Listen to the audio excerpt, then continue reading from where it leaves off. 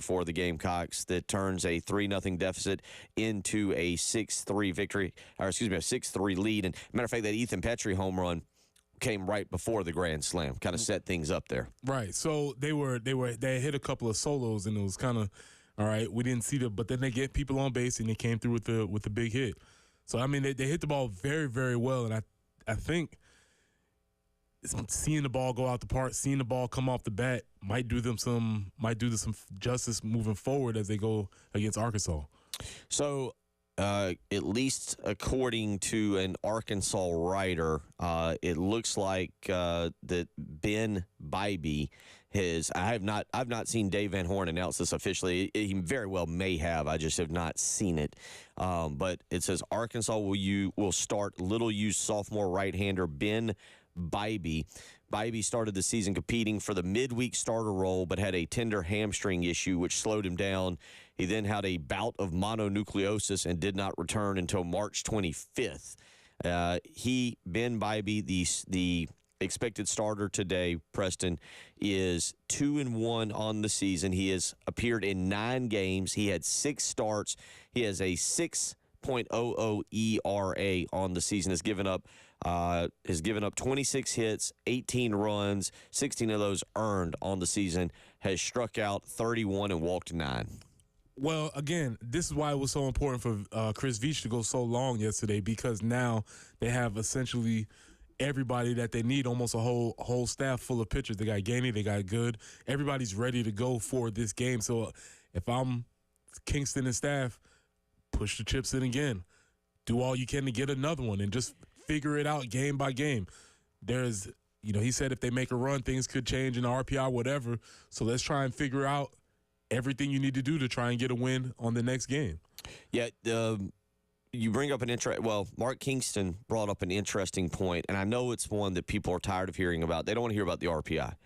They don't want to hear about strength of schedule. What they want to hear about is what occurred yesterday. You won the ball game. Right. And I totally understand that.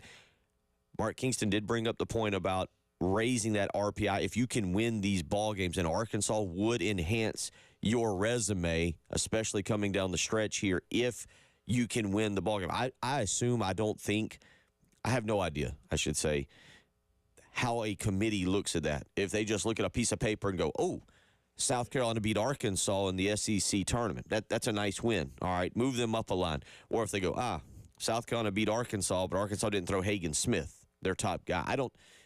It's different. I understand the basketball selection committee and looking at tournament games and going, well, this team did that and this team did this and win, loss, whatever. I don't know in baseball with the selection committee if they go, well, Arkansas wasn't throwing their best pitcher on that particular day. They were throwing a guy who's only started 6 games, made 9 appearances.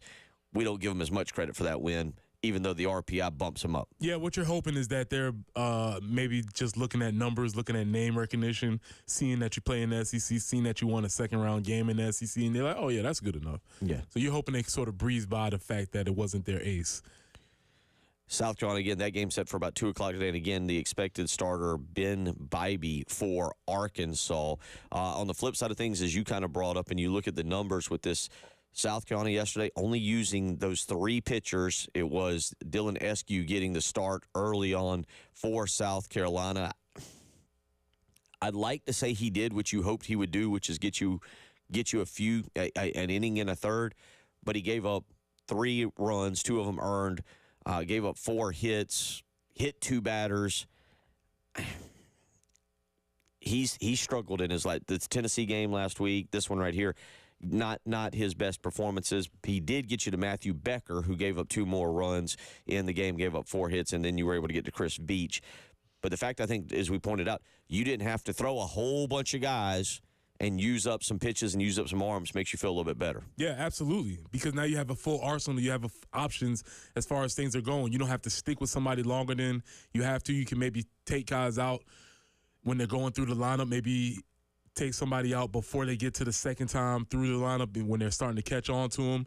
Or maybe a guy gets hot and you have dudes in reserve. So just having more options for more games. But again, if I was Coach Kingston and Sanford, I'm not, push them all in. Whatever you need to do, whatever arms are available, go win this game at all cost. 803-404-6100. A couple of y'all weighing in here. Matt says, I feel like SportsCenter started Oppo Taco in the early 2000s. I hope it's not that far back. If so, we've really missed the boat on that. Okay. We've really missed the boat. Harry, making sure we are all in agreement. I agree with him. He says, all our goals are still alive. There we go. That's right. There we go. All our goals are in front of us. A texter weighs in this morning, says, thanks for the smile this morning for the Tommy Oppo reference. So glad we can provide that this morning as well. And then real quick, we'll get into this. Texter weighs in and says, not sure if y'all followed the Somerville appeal yesterday, but it was bad. Seemed very unprepared and tried to plead ignorance to the new rule. They lost the appeal 11-0. We did. We followed it. I don't know. We will have Chris Deering on Friday to give a more in-depth look at it. I think Preston and I both followed it the same way. We talked about this earlier. We followed it via Twitter, watching what was being tweeted out, so we didn't have a firsthand account of what was legitimately, not I say legitimately, but what was being said. We only followed it through what was being typed out through Twitter. Let's just say I did not wear my Somerville shoes today in solidarity. Let's just say that. So Lexington and Ashley Ridge will get it going here later on this week. One thing that did happen, happen that was kind of interesting is they did not freeze the pitch count. So both teams, Lexington and Ashley Ridge, will go. We've learned all this. Lexington and Ashley Ridge will basically go back to starting pitching, starter ace versus ace. So ace versus ace and go from there. 803-404-6100 is how you can weigh in this morning. We'll get into some of that Jaden Rashada stuff. That was kind of a wild scenario yesterday. Talk a little bit about that. You're listening to Bill Gunner. He's Preston Thorne. She's Jen Jensen. It's the early game.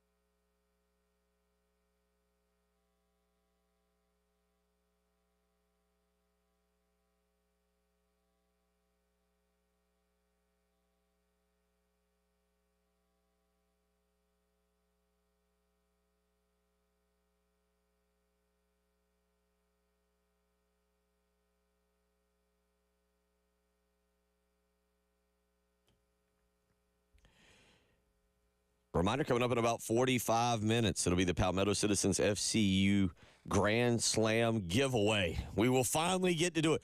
We're not going to be very professional about it. It'll be our first time doing it. Only took 56 games to get here, but we will give someone $1,350. Now, who's going to reach in the box to pull out the name? You are. Is that my job? Because that box has a lot of dust on it. I don't know what spiders have crawled in there. Cobwebs. Could be a mouse or two. I don't know. Hey, I'll take one for the team to give away $1,350. I'm good with that. Yeah, so Jen will do that coming up at about 7:30 this morning. The Palmetto Citizens FCU Grand Slam giveaway. I will laugh. I assume this rolls over.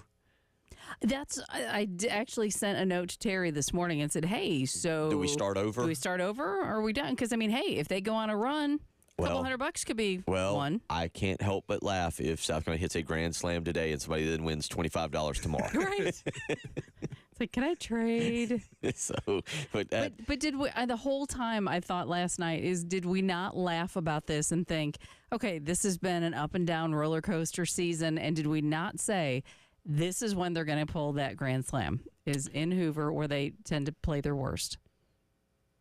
I didn't think they would do it just because of the size of the park. No, but just because of how the season has been so goofy that it just made sense. Like, this would be the time when absolutely. There was actually a lot of questions yesterday too that I didn't have answers for, that I didn't want to answer. I think one asked yesterday, if they didn't hit a Grand Slam, did the money get donated to NIL? I was like, no. Actually, I did hear Terry talking about it on the air. Was it yesterday? And he said that all of the people who entered, if there was not a Grand Slam and the baseball season ended, we would still draw a name. Oh, okay. Because because still wanted to give somebody a chance to win. Because you made it to the end of the season. Because you made it, you survived. So yeah, so we will draw a name coming up here in about 45 minutes at 7:30 this morning, and get someone $1,350. There from the Palmetto Citizens FCU Grand Slam giveaway. Mentioned it kind of going there into the break, but back to that Somerville-Lexington thing. And interesting year in high school athletics as we wrap things up. And we'll talk again more about this with Chris Deering. But, yeah, 11-0, the appeal was shut down yesterday. And we wondered, both on air and off air with Chad Leapart yesterday, what exactly the appeal would be. The rule was broken. There was that was clear and defined. There was no questions asked about whether the appeal. So we wondered, and as I personally expected, the appeal was, hey, punish the coaches, punish the administration, don't punish the players. Yeah, I get it. That sounds noble. That's not how it works. Sometimes if your coaches don't do the right thing or have coaching malpractice, then the players have to suffer those consequences. Again, a lot of times we think about this idea of sports teaching kids lessons. Well, here's the lesson. Follow the rules. Maybe they'll keep this with them. Maybe they won't. Maybe they'll become Uncle Rico, and in 20 years they'll be talking about the state championship that they could have won. I don't know what's going to happen, but just because they are young adults doesn't mean they are immune to consequences of the people who are in charge of them. So it happens. It's not great. It's not the way that you want it to end, but it is what it is, because we were trying to figure out where was the angle. And they tried to argue this idea of, yes, they broke the rule, but the spirit of the law was done to protect athletes' arms. And they tried to spin the numbers around where if you took the numbers, they actually didn't pitch that many numbers and the other guy pitched. Yes, lawyers can figure out any way to argue anything, but the actual rule was broken, and I didn't see much room for there to be an appeal. No, I don't. I mean, and I don't mind the appeal, the actual appeal, to see if you can get in there and get yourself out of it. But the bottom line was the rule was broken, and Somerville had to kind of suffer the consequences, and it's unfortunate for the players. It is. I don't know, and I don't know if we know or will ever know if the players were kind of aware of what was going on as the game was transpiring and they were getting close to the number, if not going over the number. If the coaches really indeed did know. The good news here is Somerville will rest their appeal. They're not going to try and do anything else and move on, which allows Ashley Ridge and Lexington to start the 5A Baseball State Championship. Game 1 will be tomorrow at 6:30 at Lexington. Game 2 at Ashley Ridge on Friday. And if necessary, Game 3 will actually take place at Airport High School on Monday. And again, Lexington appealed to have says to freeze the pitch count based on the state championship series and when it was expected to start. That appeal was denied yesterday, 8-3. So all pitching staffs are good to go for 5A state championship series. Well, and to Lexington's point, one of their benefits of them getting through their series is that they had all, just like we talked about with Coach Kingston, they had all their arms available. Ashley Ridge had to go through the losers bracket, and they had pitchers. So there was an argument there. I think because of the amount of time that has passed, that it's cool. Let's just reset it and start from the jump. But I do believe Lexington had a legit gripe in this conversation. So that'll move forward. Again, that series will start tomorrow night at Lexington, 6:30, and move to Ashley Ridge on Friday. And if there is indeed Game 3, it'll take place on Monday over at Airport High School. At least this is what Chris Deering tweeted out yesterday, and reading straight off of that. That doesn't feel very neutral. That's why I was saying. That's why I wanted to be clear. I'm not going to be. If this was Somerville, I'd be a little bit more. I'd be going, Orangeburg has stadiums too. Exactly. Exactly. Because I want to say Lexington played James Island Lexington played James Island. I know that for a fact when I was a junior, I believe, maybe a senior. But either way, they played a game at Lexington, went down to James Island, got crushed. And I want to say Game 3 took place like in Orangeburg somewhere, something like that. Yeah. So, but yeah, that's what Chris. It's kind of like playing Alabama and Hoover. That's pretty much exactly what it is. Yeah, that's actually exactly what it is. But that's again coming from It Chris. is neutral, Chris by Deering. the definition of the law. But I don't know. 803-404-6100. We'll see if it even gets to a Game 3. Yeah, maybe it might not even make it that far. But again, we'll talk about that. And again, Monday, just a reminder real quick, Monday, obviously being Memorial Day, we will be off here, so no show Monday morning. Coming up in the next hour, we'll get into this Jaden Rashada story, Preston, and I think you described it perfectly. There's a lot of villains on both sides of this thing. Also, it is not that we didn't know or expect or suspect what was occurring with NIL behind the scenes and negotiations and offers, but it's now completely out there. At least Jaden Rashada spilling the beans on what he saw. We'll get into a lot of that because it's wild. No good guys. No good guys. No good guys at all. Now, we'll continue about that. Hour two on the way.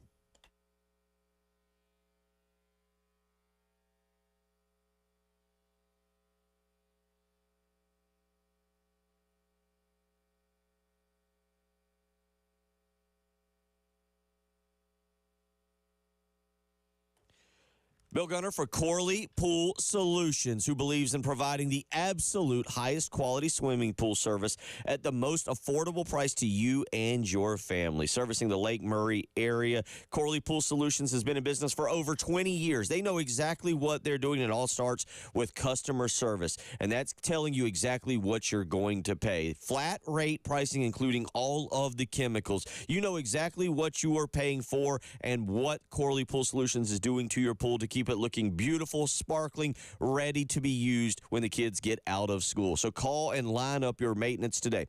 803-445-8109. Again, that's 803-445-8109. Let the professionals at Corley Pool Solutions handle your pool maintenance. It's more affordable for Tracy Corley and his team to come out and handle your maintenance than for you to try and do it yourself. So call today and line up that maintenance. 803-445-8109.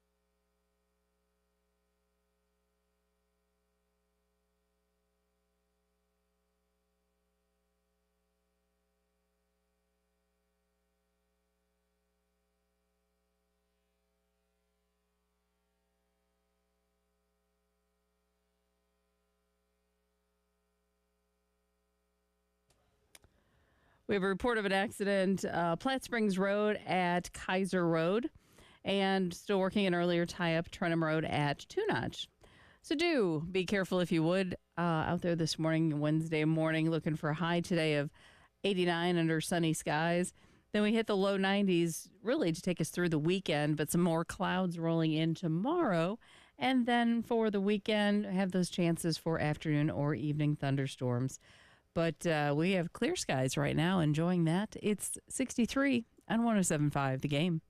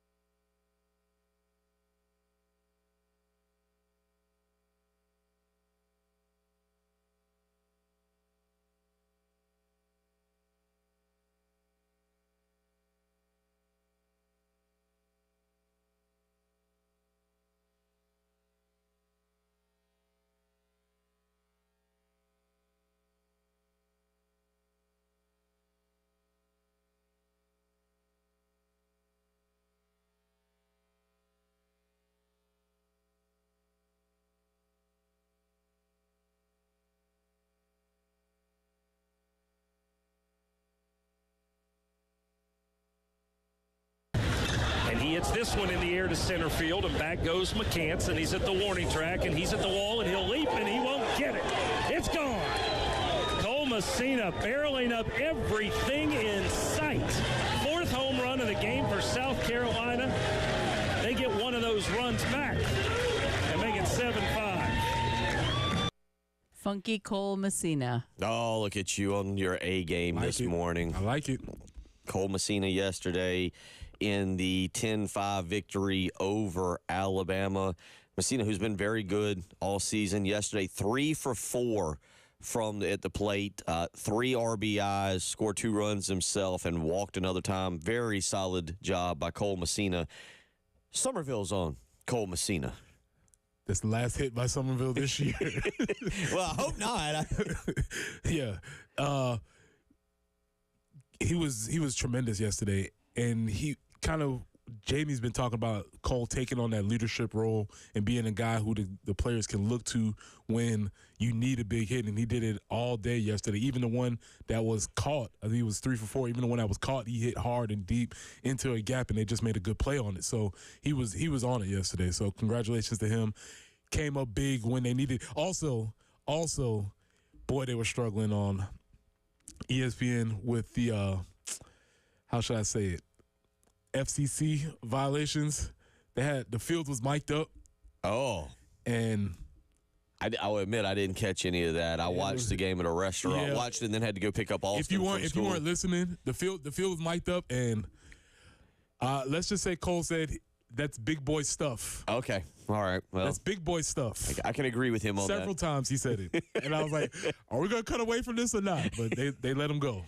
Messina with 3 hits yesterday. Blake Jackson with 3 hits yesterday. Jackson 3 of 5 yesterday. He scored twice, didn't have an RBI. And Ethan Petrie yesterday 3 for 5 at the plate. He also scored twice and had an RBI in the game. They're struck out once. So 9 of the 14 hits comes from those 3 guys. That's a solid day. Gavin Casas added in 2 more hits. And after the game, Mark Kingston talked about the offensive approach of his team. Obviously, a better offensive approach yesterday, or it worked. Whatever they did, it worked. Here's what Mark Kingston said after the game about the offensive approach. Well, I'm going to give you an old quote that Tim McCarver used to use. Look, Tennessee's really good. I mean, across the board, Tennessee's really good. And sometimes when you face really good, you don't score as many runs. Tim McCarver used to say that Steve Carlton and Bob Gibson were the luckiest pitchers he ever saw, because whenever they pitched, the other team didn't score. And look, when you face great pitching, you're going to score less. Alabama today, through Ferrone, who's really good, and Davis and those guys they're good pitchers, but like the guys we've been facing lately are unbelievably good. And so our approach remains the same. Our approach is get a good pitch to hit, try to do damage when the count's in your favor, fight your ass off with 2 strikes. Like that's our approach, whether it's Tennessee, whether it's opening weekend. That's always our approach. And sometimes the pitcher dictates whether you have success or not. I want Coach Kingston to go to his players and say, Bob Gibson and Steve Carlton. Anybody remember these guys? I just want to see the looks on his players' face when they're like, what? Who are they? What's that? I was going to say, I wonder if any players on that team I think they could tell you who Bob Gibson is. I think, all right? And I might, but could they tell you who Bob Gibson played for? No way. 0 for 25, whatever the roster is. Unless one of their grandfathers is an avid Cardinals fan or something like that. It just randomly has memorabilia around Papa's house or something like that. There's no way. And with Bob Gibson, here's the thing. He's a rarity because he only played for one team. Right. So you only get one shot at that. Like you either know or you don't. But I thought he was going to tell me that Tim McCarver, one of his old sayings was Tennessee's a good team. I was like, it's an interesting line there. But yeah, South Carolina yesterday, 14 hits in that ball game. They get the job done and knock off Alabama. So now you get Arkansas today. Again, that game expected around 2 o'clock. It'll be Kentucky and LSU to start the day out in Hoover. LSU just rolled.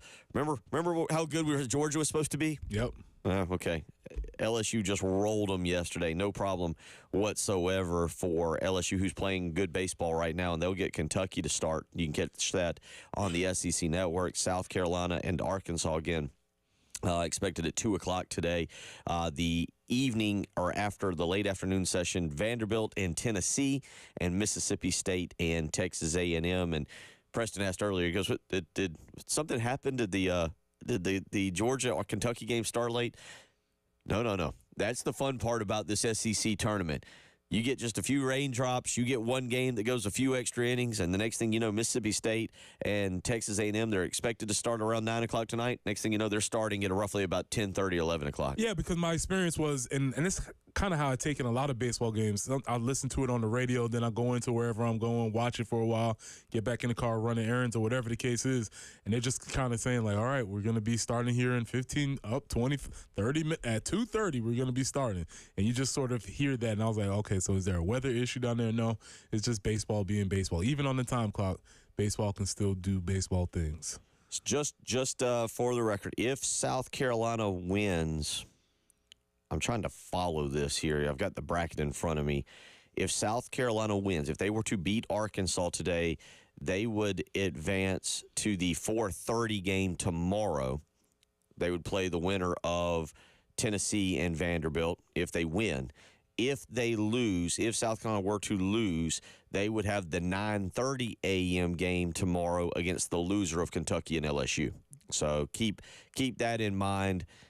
It doesn't affect our radio show. 9:30 is not going to affect us. We'd be more of a pregame show if they lose today, but that is the schedule. If South Carolina wins today at 2 o'clock, they will move on to play at 4:30 tomorrow against the winner of Tennessee and Vanderbilt. If they lose today, they would move to 9:30 a.m. tomorrow to take on the loser of Kentucky and LSU later today. So that was a lot of the baseball news.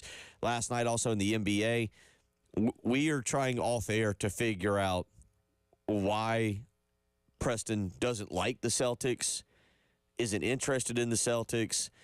We're trying to figure out if Jason Tatum and Jason Brown are just boring superstars that make a lot of money. We're not real sure why Brown makes the kind of money he makes. It seems kind of absurd, but they get the job done in overtime last night, 133-128, knock off the Pacers. And to be fair, they've been very good for what's becoming a while now. I mean, for 4 to 5 years, they are Eastern Conference finalists, deep into the playoff run, went to the championship. This team, as a roster construction, is excellent, honestly. But Brad Stevens has a way of. I had read an article about the fact of how he pulls it together, and it's not necessarily the best talent, like the top echelon, but he's more worried about gelling and chemistry, and it seems to be working. That's a good point, because Brad was sold to us as this basketball guru. And he he stepped aside as the head coach, went up to the front office, and his plan has worked. It has, He's done maybe very that's well. why they seem vanilla, because you don't have maybe these superstars doing these superstar things. They're just kind of consistent. Yeah, they are. Know? It's interesting. That's a really interesting point. Butler superstars. Butler Brad. Yeah, Butler grad. No, I mean, no, they're superstars. I mean, Jason Tatum is one of the best in the game.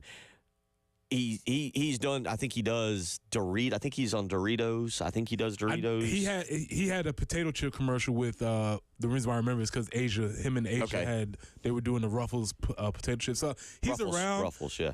And again, he's marketable, great on the court, no off the court trouble, good looking guy. Everything should be working for him. It's just well, and he's great. He really truly is great. Last night, 12 of 26, 36 points, 12 rebounds, 4 assists, 3 steals, filled up the box sheet. He's got old man Horford next to him, Al Horford, who I'm pretty sure opened the Colonial Life Arena with Florida back in the day. My favorite statement about Al Horford is he sleeps in full pajamas every night. Full set, just unfolds them, creases with a crease. The neatest back. To your point, Brad Stevens was probably like, "That's my guy. Give me a team full of Al Horfords and I can win anything." Because he always looked he's very Lenora Sellers looking, just very exactly studious, very studious looking, very eloquent. Yep. And there's no criticism there whatsoever. Yep, it's just what it is. How they come across. Drew Holiday has gotten up there in age. He's 33. I didn't realize Drew Holiday was 33. I'd have lost that bet by a lot. He's been around forever. I mean, I remember watching him at UCLA and what he's done. And well, Drew Holiday was another solid pickup. If we go back to Brad Stevens, you get the defense of Marcus Smart without the Marcus Smart experience, right? Yeah, and they basically made a huge upgrade on the roster in that case. And then Jaylen Brown again. I mean, Jaylen Brown was the number 3 pick in the 2016 draft, and again, if I asked you, because I didn't know this, I would have guessed less. I'm just going to tell you how to guess. If I ask you what Jaylen Brown averaged point total this season, let's just set it at 20. 23. Yeah. Jaylen Brown's really good, and I just last night Jaylen Brown was good again. 26 last night. He hit the shot. He hit the shot to tie it up. 3 of the last 4 games, he's gone over 26 points. So that was last night in the NBA. Again, very interesting game tonight. Minnesota and Dallas play. Texter weighs in real quick and says Carolina would play winner of LSU Kentucky. Let me go back to this bracket, because the way I'm reading the bracket is I don't like how they do this bracket, but you're right. It's got the bracket does have the winner of LSU Kentucky. The way I was reading is it has Tennessee right there in front of it, like they would advance to the next game. So thank you for that text. South Carolina would play the winner of Kentucky or LSU if they were to win today, and then Tennessee would drop down to the next line. Could have done that a little bit easier on me, trying to read the actual bracket and not the schedule, but thank you for that there, text. So, yeah, South Carolina would play the winner of Kentucky or LSU today, and they'll play the loser of Kentucky and LSU if they lose. 803-404-6100, how you can weigh in if you want to do so. Up next, we're going to get into this Jaden Rashada story. It is, again, if you haven't read now the details of how the sausage got made, it's gory and it's interesting, and I cannot stop following it. And I'm wondering how this, as we go through this lawsuit, changes college football and NIL, because this is pay for play. This is exactly what NIL was not supposed to be, and we'll tell you all about it. You're listening to Preston Thorne, Bill Gunner, Jen Jensen, Wednesday morning edition of the Early Game.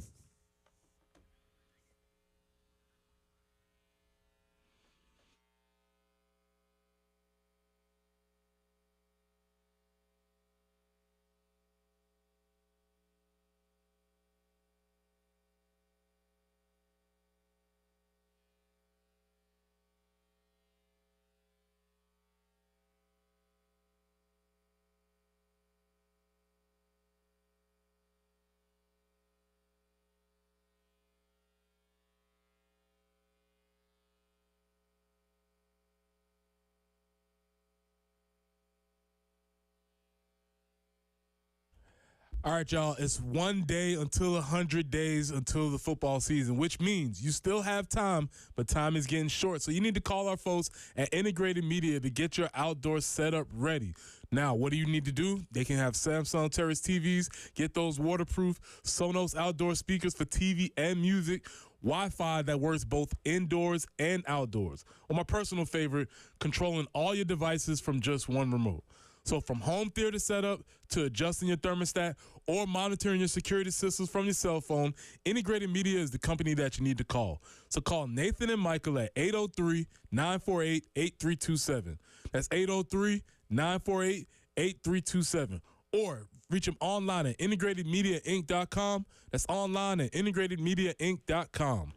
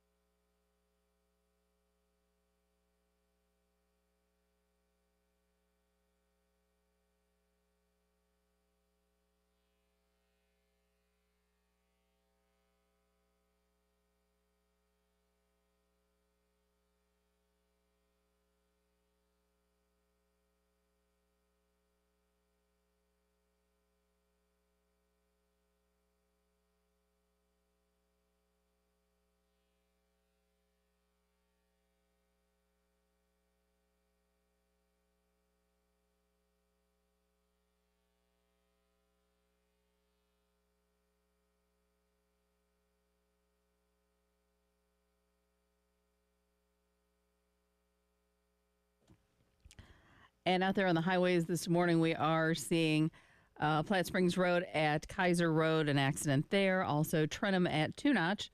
And I-77 northbound before Blythewood Road, that would be exit 27. The right lane is blocked due to a vehicle fire. So definitely stay left.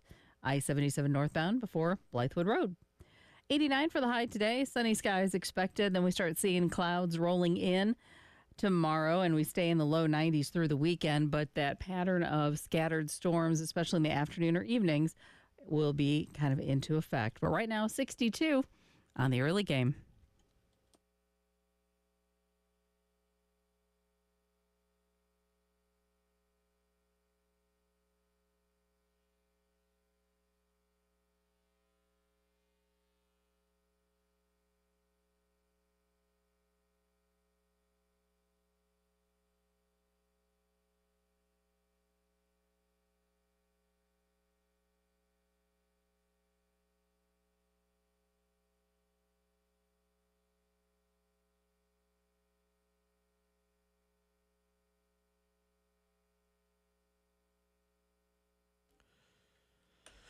Coming up in about 10 minutes, Jen is going to reach into the box filled with spiders and cobwebs and dust and who knows what else.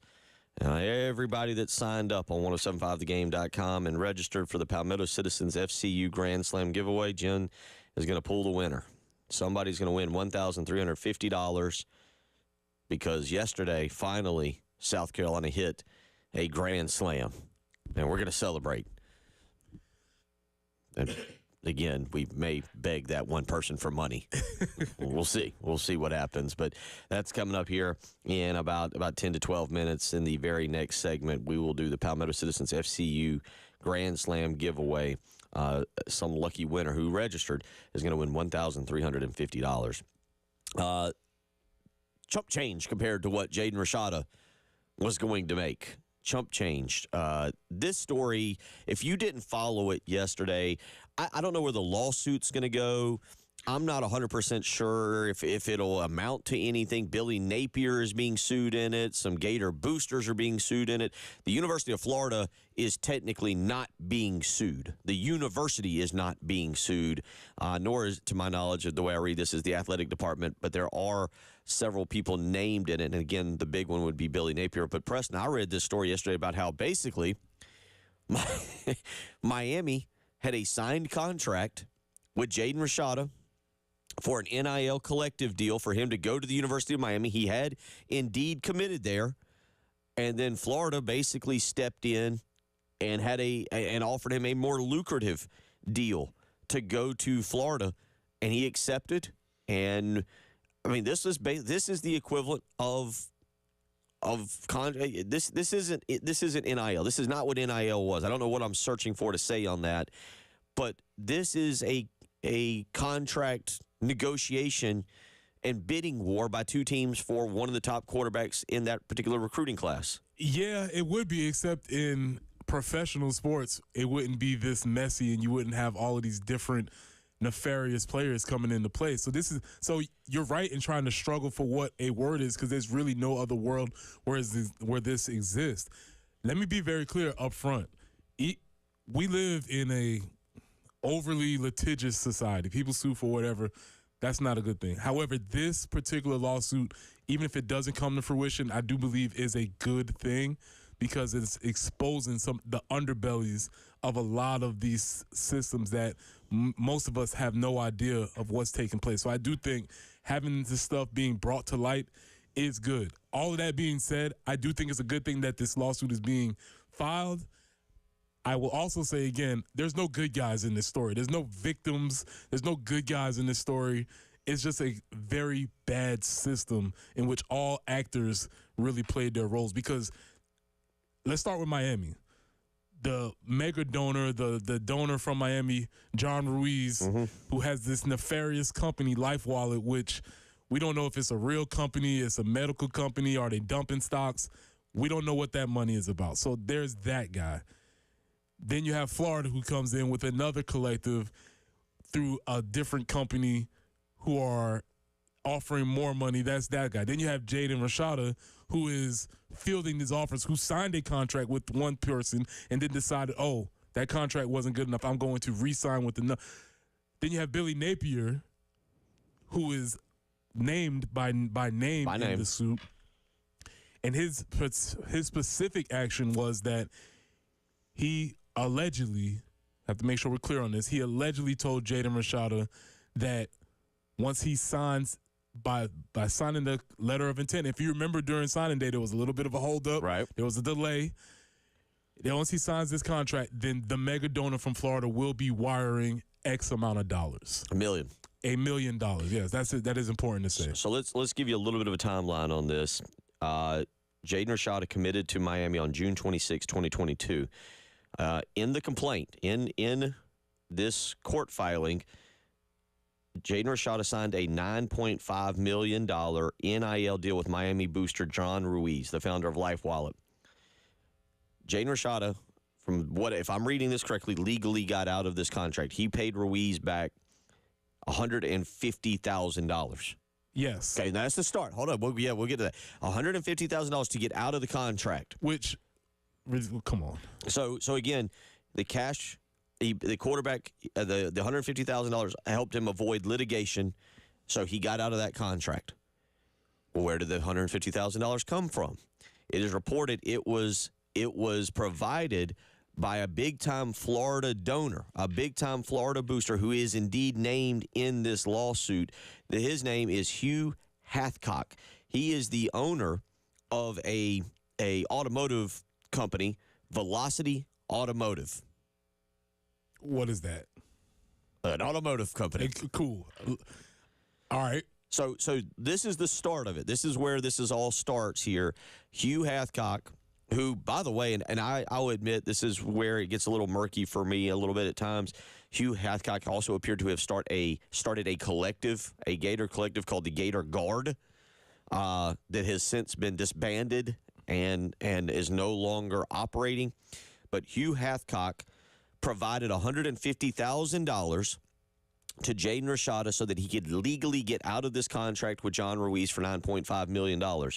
It was then at that point that Florida hosted Rashada on an official visit and offered him $13.5 million. Now, what I also find interesting here is it's $13.5 million over 4 years. So it's the first time I've ever seen one of these contracts. I've always heard about this where we're not just giving you 13.5, we're giving it to you over 4 years, which also tells me, okay, you've got to fulfill the lifetime of this contract. So at least there's one thing where you go, okay, there's a little eyesight into what these contracts are actually curtailing.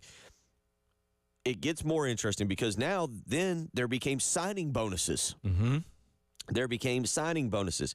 It says as part of the $13.85 million contract that was agreed upon, Hugh Hathcock would pay $5.5 million, including a $500,000 signing bonus through Hathcock's company, Velocity Automotive. Mm-hmm. So you get the signing bonus, and you get $500,000 up front. It says on November 10th, 2022, the same day Rashada would ultimately flip to Florida, Hathcock declined to use Velocity Automotive or the Gator Guard to directly fund the NIL payments. So now you start to get the action here of lying. Documents say that then NIL coordinator for the University of Florida, Marcus Castro, I believe is how you say his name, Castro, Walker, and Hathcock instead opted to work with the other Florida-driven NIL collective, the Gator Collective, and the booster planned to pay Rashada through that collective. Also now defunct. Also. Yes, Florida has turned out to be very bad at the NIL collectives. Mm-hmm. The Gator Collective's attorney drafted the NIL contract.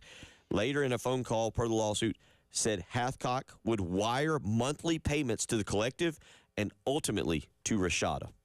Now, that's just the start of it. You see where this is all gone. That is just the absolute start of it, where you're seeing Florida basically paid him $150,000 to get him legally out of his Miami contract with John Ruiz, and then has now offered him $13.85 million that basically a booster is going to pay, just pay it through the collective instead of showing up at Preston Thorne's dorm with a nice bag of cash. Right. Which again, if we all know we're playing dirty, then we expect the dirty things. But when we put these things on paper, as these, the young people used to say, you wanted to learn about what it is to be an adult. Well, welcome to the world. There are these things. Point of reference here, point of note, Jaden Rashada claims to have not received any of this. Right. The $500,000 signing bonus was never received, and this is where Billy Napier comes in, because apparently on signing day, when if you go back, there was that lapse in time where they were trying to figure out and get some things in.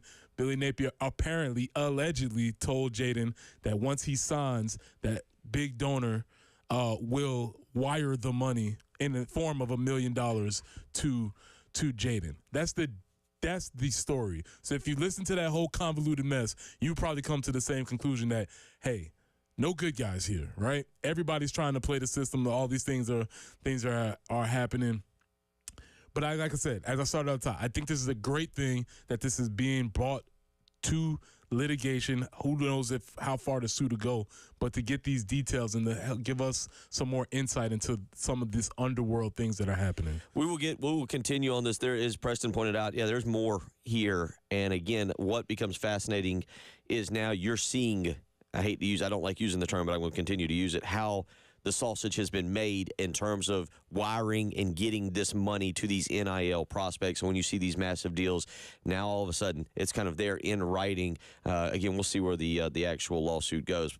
Let's turn our attention back to the Palmetto Citizens FCU Grand Slam giveaway. When we come back, we'll draw a winner. We got somebody. They're going to win $1,350. You're listening to the early game.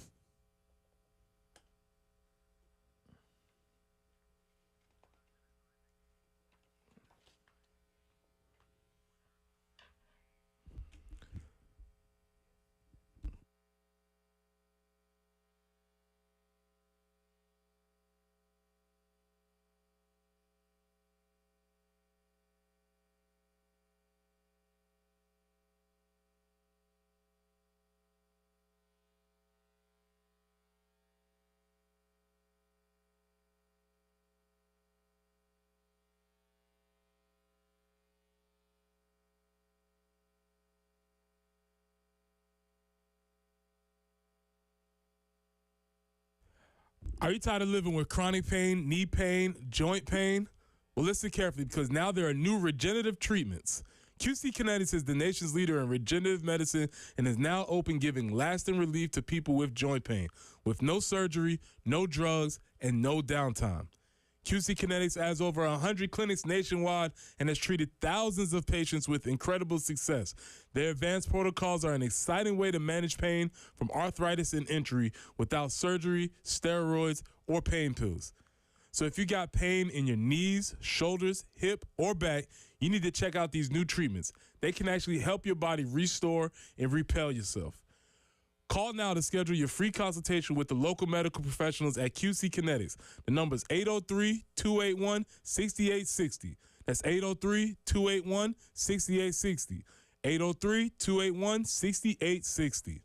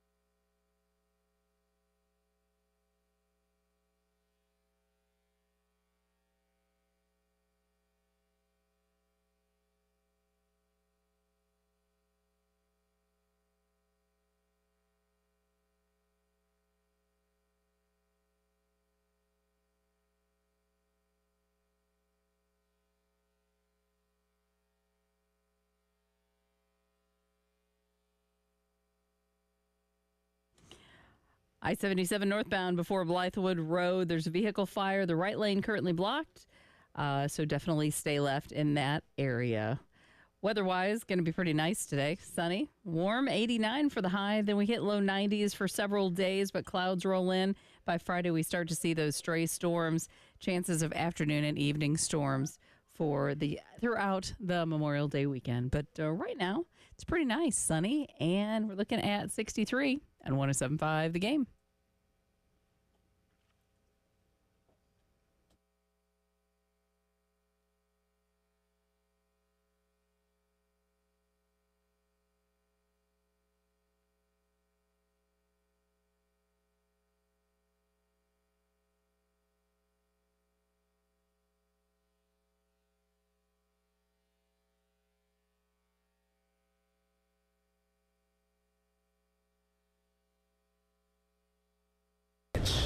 Driven to right field. If it's fair, it's gone. It's gone. Grand slam. Dalton Reeves, third home run of the inning for the Gamecocks into the Alabama bullpen, and South Carolina takes the lead for the first time today here in the third. Derek, I think that's our first Grand Slam of the year. Comes in the biggest ballpark all year. You are correct, Stuart Lake. That was the first Grand Slam of the year. 107.5 The Game kept track of it the entire time. And Stuart Lake, you are also correct. It came in the biggest ballpark they played in of the year. So now it's time. Sorry, this is chaotic.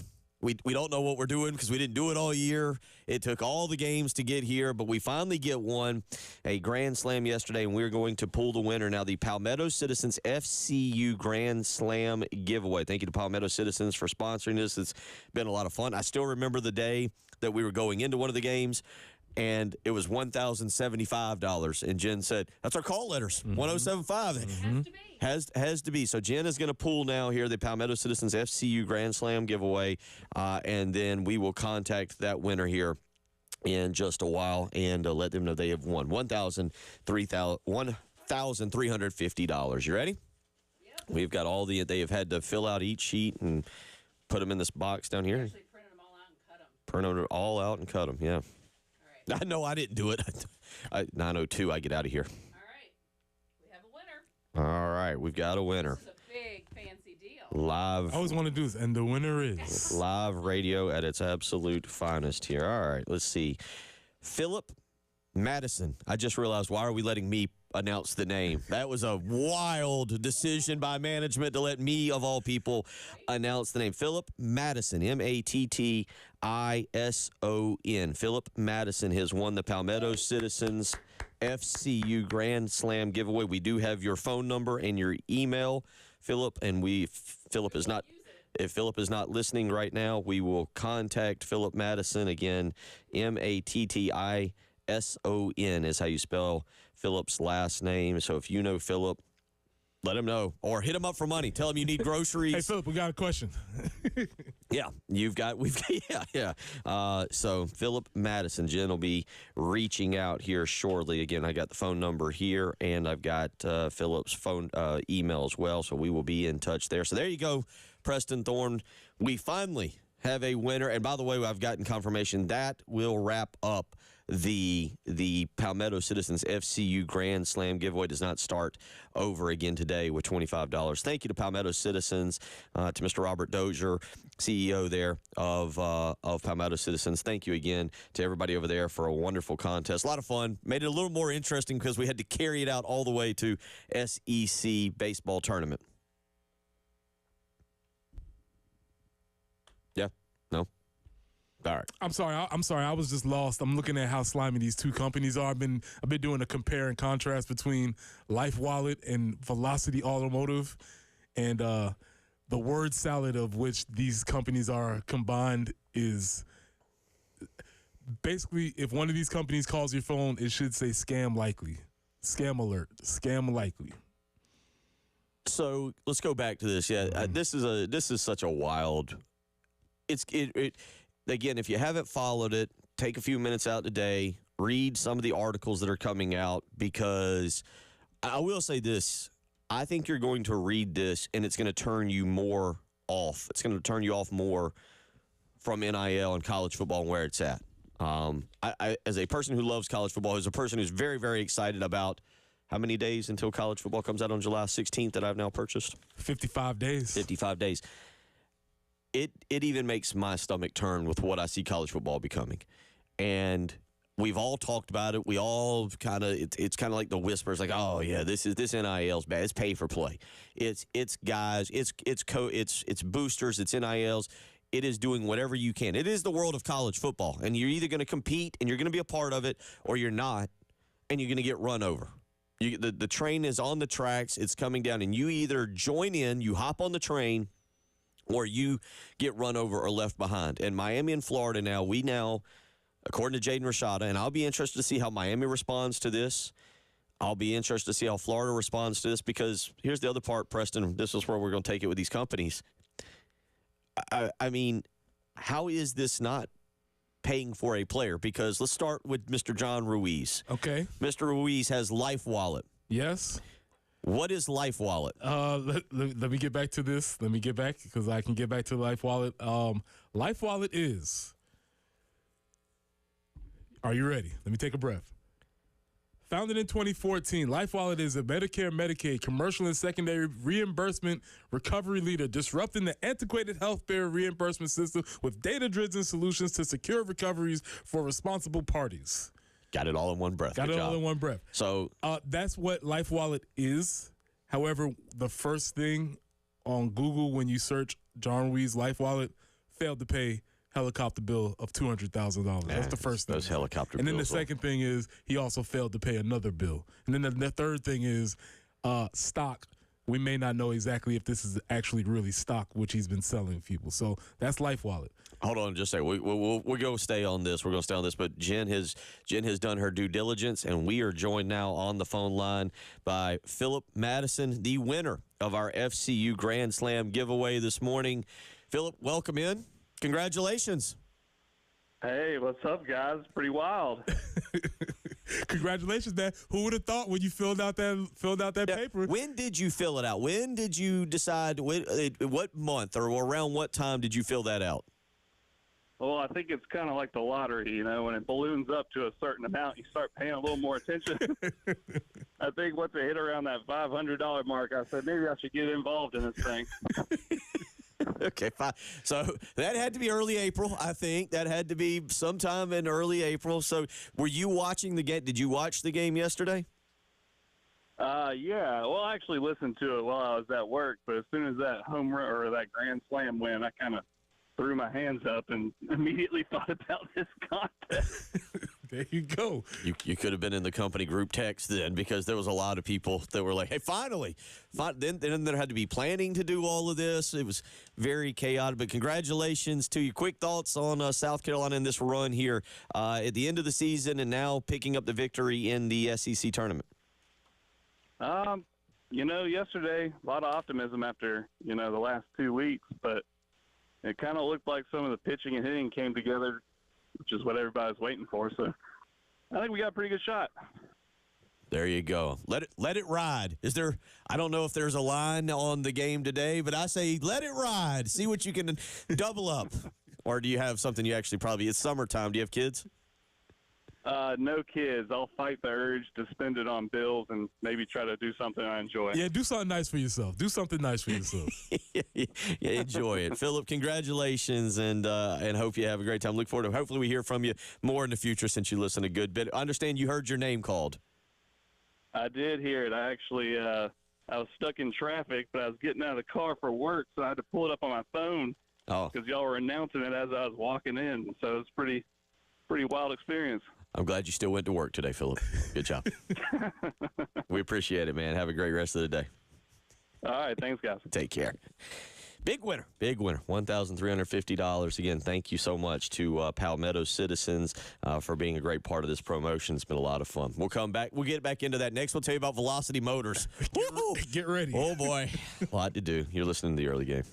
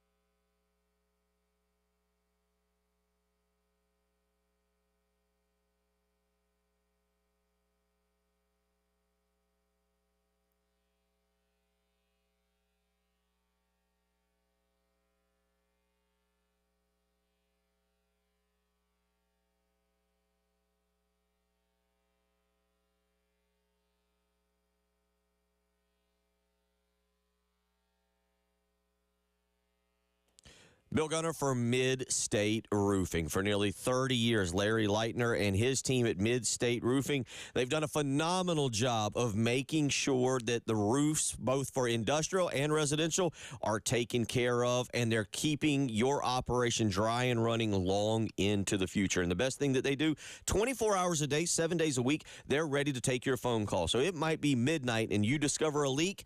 Well, then that's the time you need to let Mid-State Roofing take a peek. Because, again, 24 hours a day, 7 days a week, Mid-State Roofing is there to provide a maintenance contract for you. So give them a phone call, 803-356-1919. Again, that's 803-356-1919. You can visit them on the web, midstateroofing.com. Again, give them a phone call. You'll speak with an on-call technician or a Mid-State Roofing staff member, and they can help set you up with a maintenance contract. 803-356-1919. If you've got a leak, let Mid-State Roofing take a peek.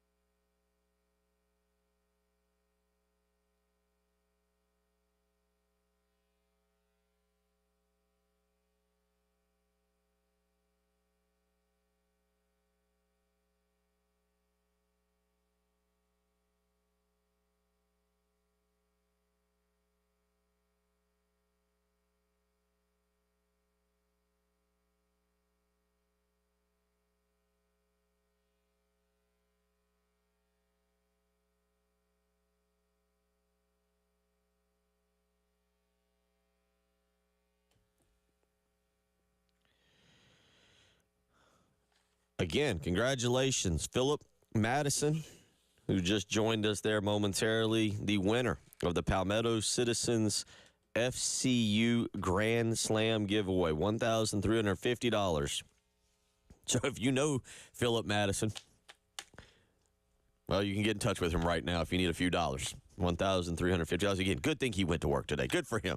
Good, not letting the money get to him right away. Staying the ordinary. When man. you win money, it's easy to go to work that day. It's like, all right, what you say? All right, it's cool. easy to go to work. Is it easy to work? Well, you're just sitting around like, I got it. This paycheck's covered. Again, as we all probably do as halfway responsible adults, you're like, man, I got this, I got to pay, I got this, I got to pay. Yeah. If you win some money, do something nice for yourself. That's right. Congratulations, Philip. Awesome job. Speaking of money, this Jaden Rashada story.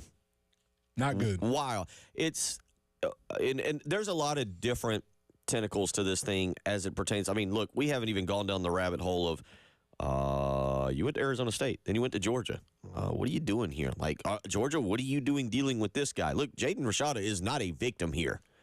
That's the clear point I want to make. Understand that just because he's filing the suit, and I do think the suit has merit, and I think it's a necessary thing, he's not a victim. Right. He's not an innocent victim of this. He just it's when two scammers got scammed. Somebody got scammed more than the other. So we read to you Life Wallet. And again, Life Wallet is John Ruiz. This is how John Ruiz has been able to front kind of the Miami NIL aspect of this in terms of getting guys. Remember, Dylan Stewart was a little not caught up in it. I don't want to make it sound like Dylan Stewart did anything wrong. He didn't. But when Miami was making a push for Dylan Stewart last year, it was Life Wallet and John Ruiz who were going, we got NIL money. What do we want to do? How do we want to do this? Florida, the Gator Guard, the Gator Collective. Gator Guard was backed by Hugh Hathcock. Who is Hugh Hathcock? Well, he is the owner. I don't know if he's the founder, but I know he is the owner of Velocity Automotive? Velocity Automotive? Which is a retailing platform built for faster, more efficient vehicle acquisition, reconditioning, and merchandising. Learn more. That's what it says on the... Well, let's just start with this. John Ruiz and Life Wallet do a better job explaining their company or at least making you confused while trying to read what they do. And I get it. Well, granted, Medicare and Medicaid is entirely different than car purchasing. Here's the deal, Bill. When you're running a scam, you either got to throw a lot of words at somebody or you got to keep it very vague. One of the two. Obviously, the Velocity Automotive went for the vague. Okay. You just put it out there. Hey, listen, more efficient vehicle acquisition. What does that mean? I don't know. Sounds legit or not. This is where, again, it starts to get sticky. It says that basically Hugh Hathcock and the Gator Guard, they'd moved things around. The first payment expected by Rashada was supposed to be on December 5th of 2022, $500,000, a signing bonus. The payment, according to Rashada, never materialized, despite multiple reassurances. According to the case, on December 6th, the day after the bonus was due, the Gator Collective, now defunct, terminated the contract in a letter sent to Rashada. We got you signed. They didn't have him signed. We got you committed. We got you flipped from Miami. We promised you this money. And on December 6th, contract terminated. Now, Rashada could have easily decommitted at that point, opened up his recruitment. He could have waited until February, the usual signing day. But he stuck with him. And I guess expected that something would work out, because this is why Billy Napier is now named in this thing. It says Coach Napier himself vouched that Florida alumni were good on their promise that Jaden would receive $1 million if he signed with UF on National Signing Day. Gator alumni. Now, again, where in the world do we go with who is the Gator alumni? That doesn't say collective. That's flat out paying a player, right? It states that Napier promised, or that it was promised that Napier would get the job done, and they actually went on to threaten Jaden Rashada that if he did not sign his national letter of intent with Florida, Coach Napier might walk away from Jaden entirely. Dude, you're a top 3 quarterback in the nation. You really had a choice of schools, and Florida kind of threatened him that if Jaden didn't stick with his commitment and sign, that Florida would leave him hanging. Right.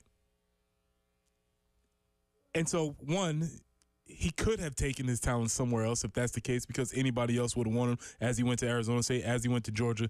But he stuck around because there was this still the carrot at the end. $13.85 million. Yeah, yes, that's the end of the day. I can still get this money. So he was in a situation where he maybe whatever he wanted to do, he still was the money of. Again, I would like to stress, no innocent victims here. There may be somebody who got taken advantage of or just got played worse than the other, but everybody in this knew that this was dirty.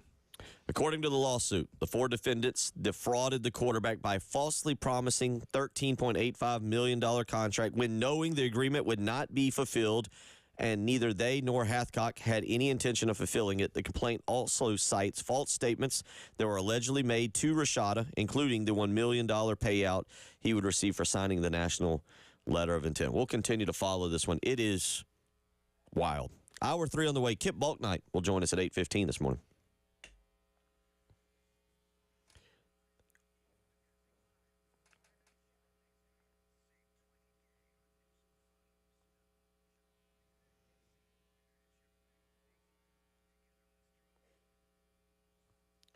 Bill Gunner for Love Chevrolet, I-26 in Harbison between Lowe's and Frankie's Fun Park. We are heading toward the end of May, but guess what?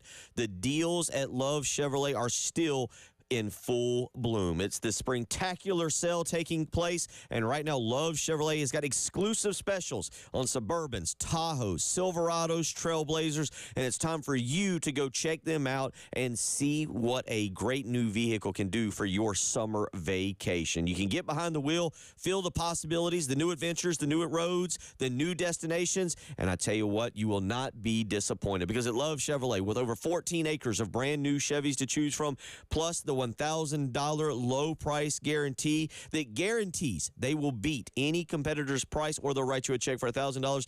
You are getting the absolute best selection and the best price at Love Chevrolet. So get out there today, I-26 in Harbison between Lowe's and Frankie's Fun Park, and together, let's drive.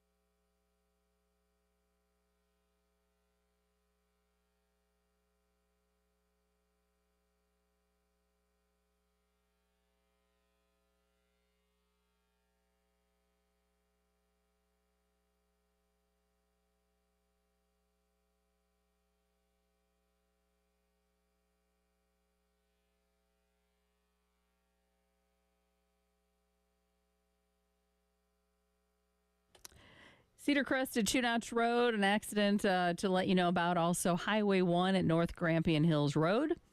I-20 westbound after Clemson Road, there is an accident there. And working an earlier tie-up where there was a vehicle fire, I-77 northbound before Blythewood Road. That, too, is in the cleanup stages. And we'll enjoy another sunny day. Then we might see some clouds tomorrow. 89 for that high today, 91 tomorrow. Kind of staying in the low 90s to get us through the weekend. But the increase of chances for some stray storms, maybe afternoon or evening storms, will continue through Memorial Day. But right now, it's sunny and it's 63 on 107.5 The Game.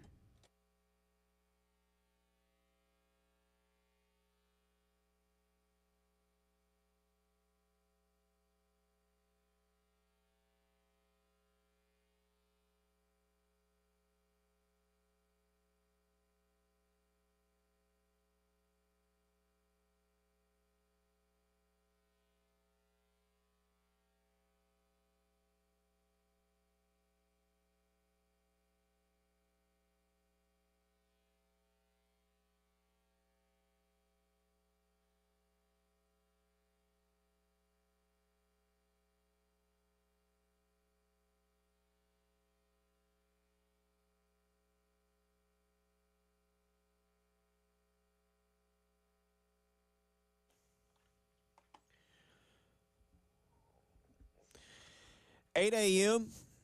as we get you going on a Wednesday morning. More baseball. South Carolina and Arkansas set to take on each other coming up at roughly about 2 o'clock. I think yesterday it didn't start till about 2:25-ish, I believe, in that area, if I'm thinking correctly.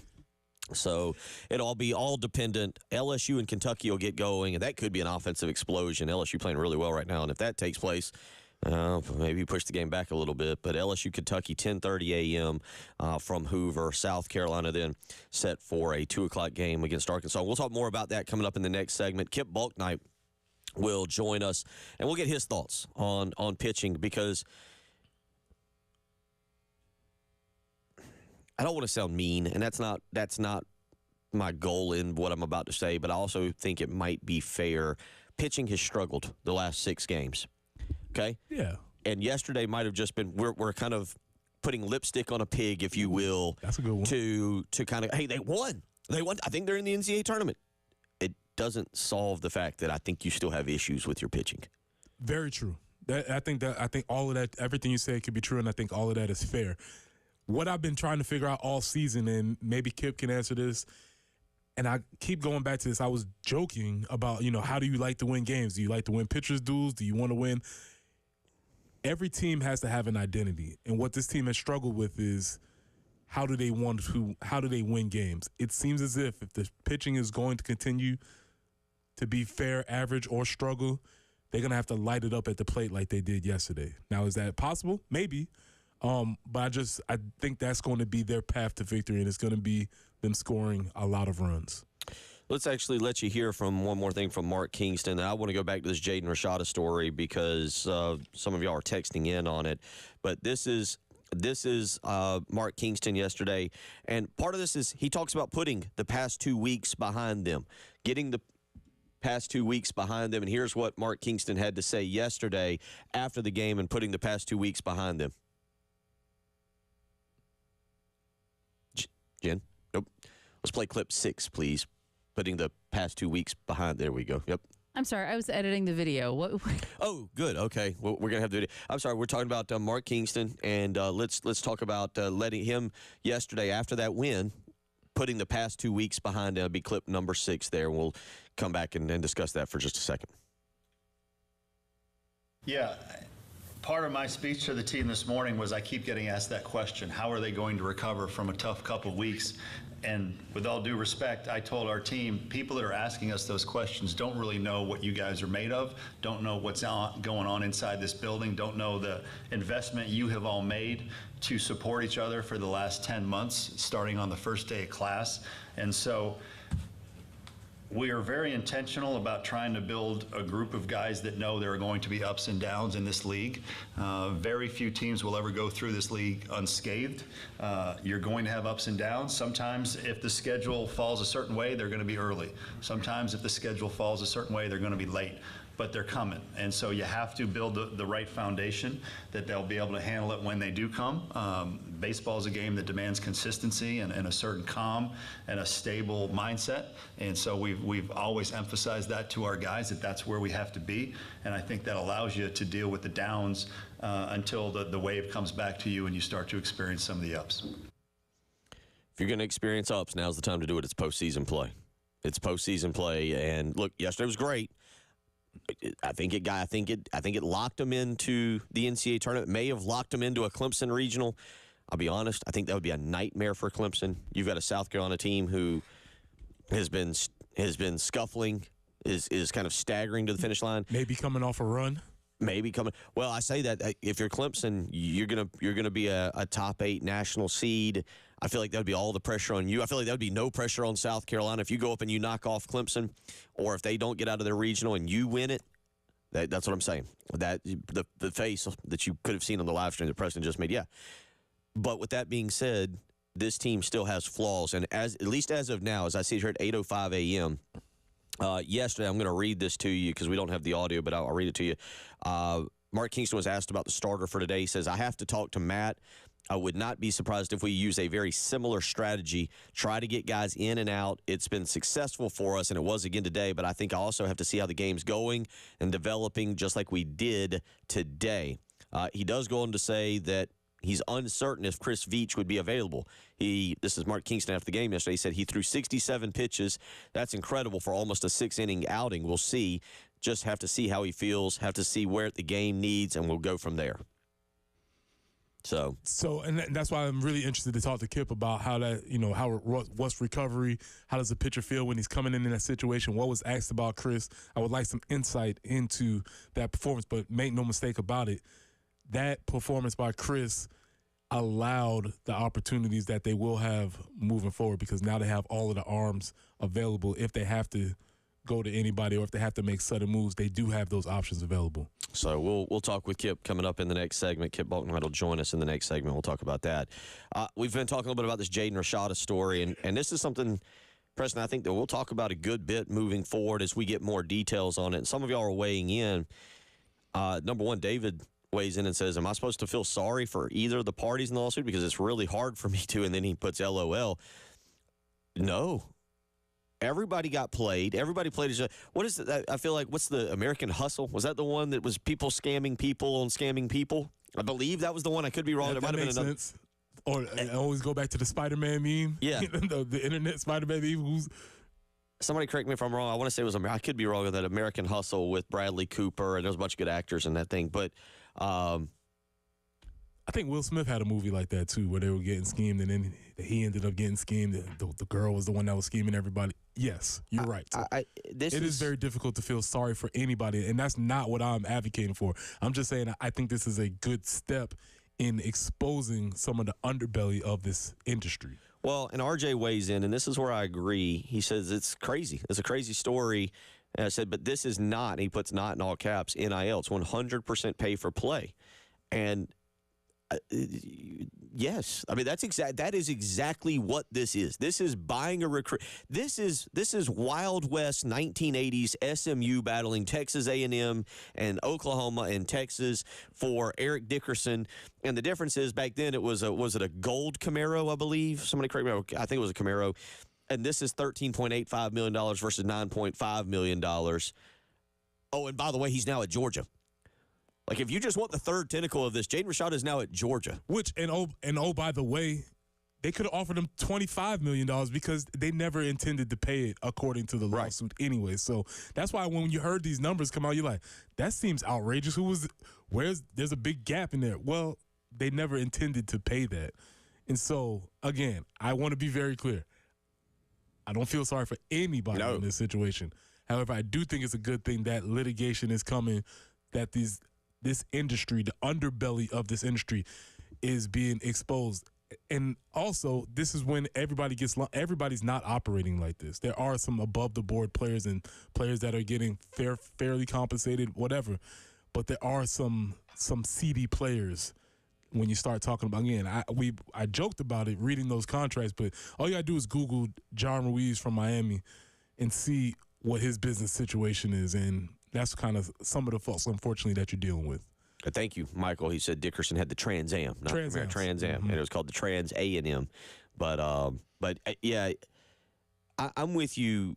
What I think we have to, I hate to say it like this, I laugh at this. This is an entertaining story, and I laugh at all the players involved. But you hope that this is a turning point as they work through litigation on this, and whomever it is. And I don't think it's going to be the NCAA. I think it's got to be a president of college football. I think it's got to be a president of college football that steps in and says, this is how NIL is going to be, and whether you're making it where the schools are paying, they get revenue sharing, and you take the boosters back out of it. We just go back to what Tennessee is so good at, and that's the McDonald's bags of cash. Let's just go back to straight pay-for-play under the table where we accuse that school of buying that player and that school got ruined by something seedy that we knew. Let's take it all back off the table and just pretend that this never happened and move forward and just let revenue sharing take place. That's, I think, the only way you can kind of fix this. Well, that is on the table. It is coming. We haven't really talked about the settlement that'll be in the House. That seems to be happening because there's a lot to chew on with that, and it doesn't make sense to go through it until it's actually done. But there are rapid changes coming to college sports, many of which will take care of this issue, but will create other issues. So they're working through this. We have, and again, this story is also from 2 years ago. I think there have been some advancement from that. This story was really taking place in the middle of the hysteria around this idea. So we'll see. But I do think it's a good idea that the litigation is taking place. I don't feel sorry for anybody in this particular instance, and hopefully things will get squared away. 803-404-6100. When we come back, we'll get back into South Carolina baseball today. Kip Balknight will join us. I'll tell you, I'll also be interested to ask Kip about the pitch count rule in high school and what he thinks about that these days. I know he's got a young son that's in travel baseball. We'll get into that a little bit with him and just his overall thoughts on pitching as well. You're listening to Bill Gunner, Preston Thorne, she's Jen Jensen. It's the early game.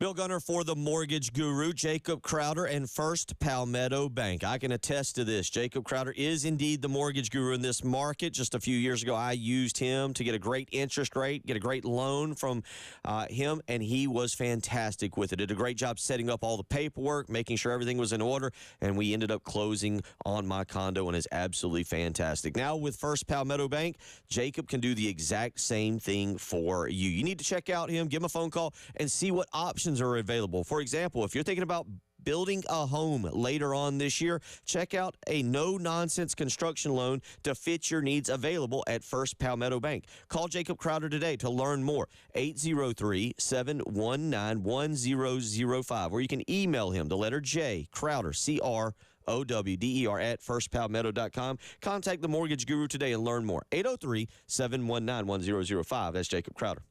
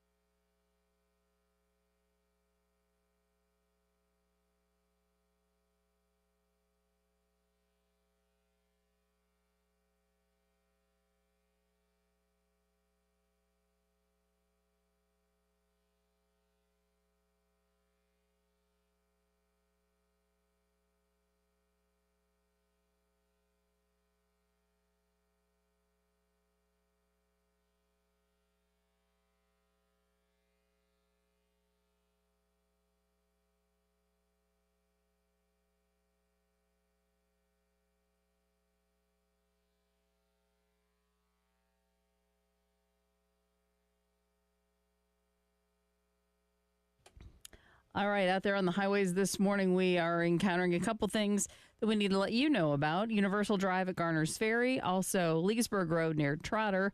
Still could be a little bit slow, I-77 northbound before Blythewood Road. I-20 westbound after Clemson Road, we have a tie-up there. Highway 1 at North Grampian Hills Road. Hardscrabble at Clemson. East Steel Road at Shelton Road. And Cedar Crest Drive, yes, at Two Notch Road, an accident there. So careful, it's gotten a little busy out there. 89 will be our high today under sunny skies. Get into the low 90s the rest of the week. Some rain starting in on Friday.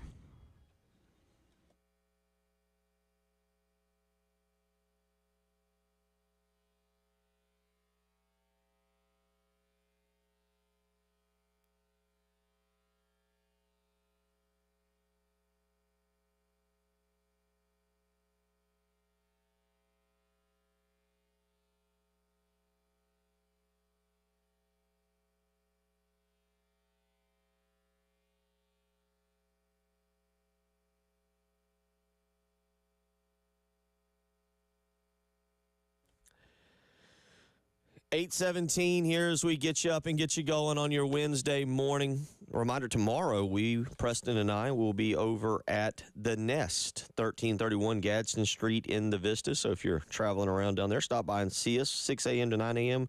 We'll be broadcasting live from 1331 Gadsden Street in the Vista. We'll be over at The Nest and look forward to doing that, hanging out there tomorrow as we get you up and get you going. And we will discuss more baseball, what we've been discussing. Obviously, we'll follow that Jaden Rashada story as well. But certainly with baseball, you look back at yesterday, and joining us now to discuss it a little bit. And Kip, we got the serious questions and the non-serious questions for you.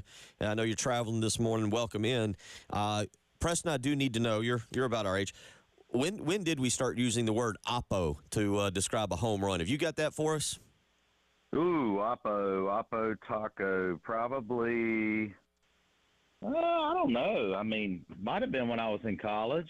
Yeah, we talked about oppo then, I think. So, Okay. 98 to 01, and that is same time frame.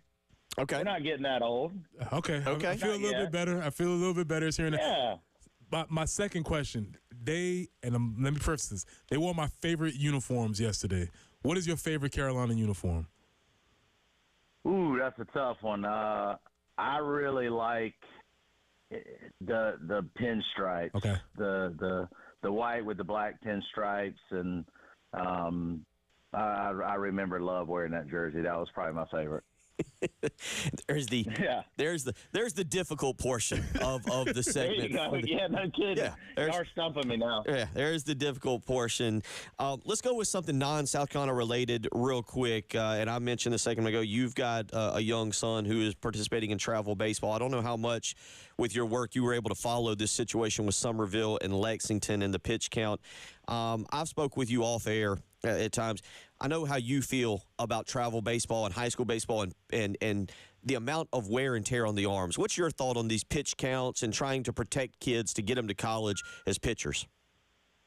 Well, I think it's great, and the only beef I have, and I haven't talked to Huxley yet, Brian Hux over at Lexington, but if I was him, I would have not been happy. The fact that the rules there, and you had to wait on an appeal.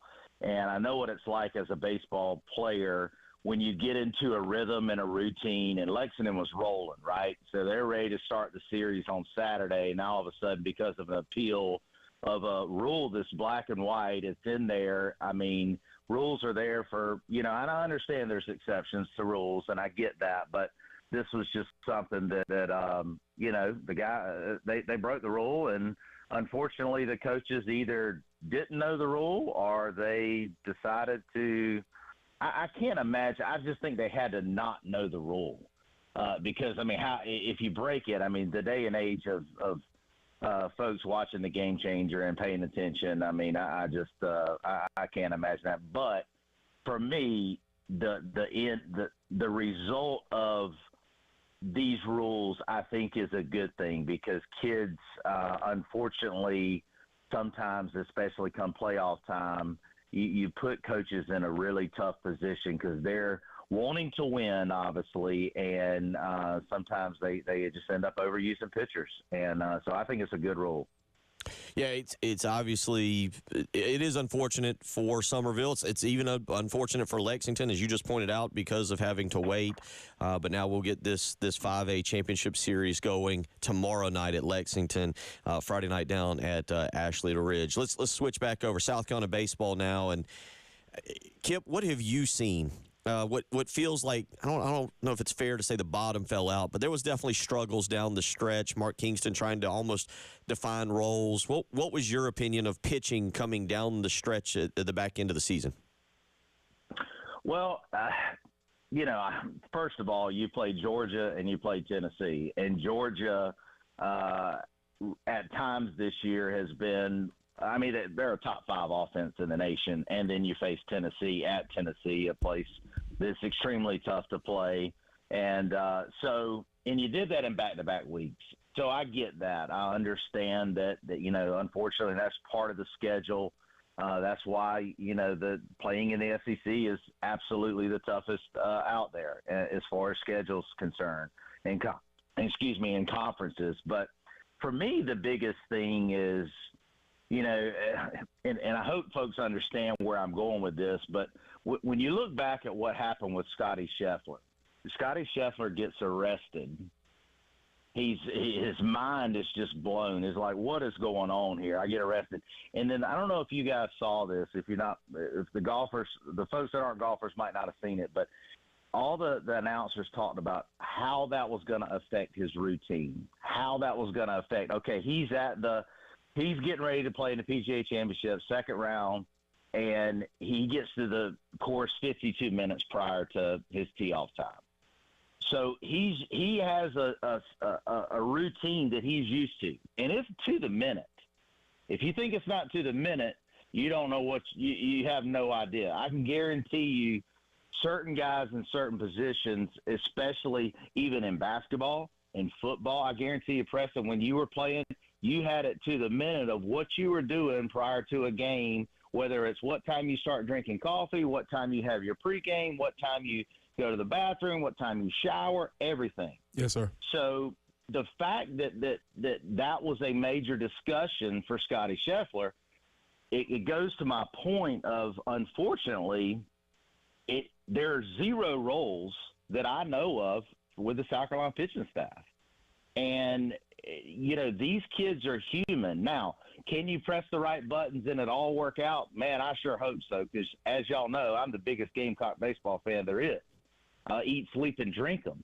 But for me, as a former player and knowing what it feels like to not have a role, I've been there actually whenever I was in AAA one time with the Rockies before I got traded. I didn't know if I was starting or relieving. I'd get to the ballpark that day, and it affects your routine. It affects your everyday throwing program. It affects everything. And for guys that are 18 to 22, 23 years old, and even for Scotty Scheffler, it's a very difficult thing when you don't know what your role is, and you have to adjust your preparation, because I think for me, now it's like we're just trying to find lightning in a bottle, and we're just and that hamster wheel just keeps moving, and then that's a concern for me. I look back at Eli Jones. He was our Friday night guy, had 1 or 2 bad starts, and then we moving to Saturday, because we're facing Hayden Smith, and you essentially telling your team, we're not going to win that game, or we're going to move our number 1 to Saturday, and then now look at him. He's not even in the rotation. I don't know if we have a rotation. So that's my biggest concern, is the fact that the guys just don't know. But hopefully they, again, catch lightning in a bottle and get rolling, and they got another tough matchup today against Arkansas. Kip Balknight joining us here, just a few minutes left. Something Preston and I kind of debated, and you I think were on both sides of this. I don't quite remember 99, but in 2000 you went to Hoover. You guys had clinched everything. How do you see playing these SEC baseball tournaments? both from a standpoint of like Arkansas today, who's pretty much got a national seed, a top 8 seed locked up, versus a team who's trying to play their way in. You guys went out in 2000. You had everything locked up. You were the number 1 national seed and everything. How do you remember playing that with Ray Tanner versus maybe how Arkansas plays it today that maybe gives South Carolina a chance to pick up another victory? Well, it's really tough because, you play the full season in the SEC, and, I mean, that's tough enough. And then you have to come to the tournament. But there was, this is talked about a lot, but there's never been a conversation with Ray Tanner or any coach that I know of that's ever been like, hey, guys, just kind of go out and have fun here. We don't want to get hurt. It isn't that big of a deal. We already got our spot in the tournament, in the NCAA tournament. There's just never been any of that. So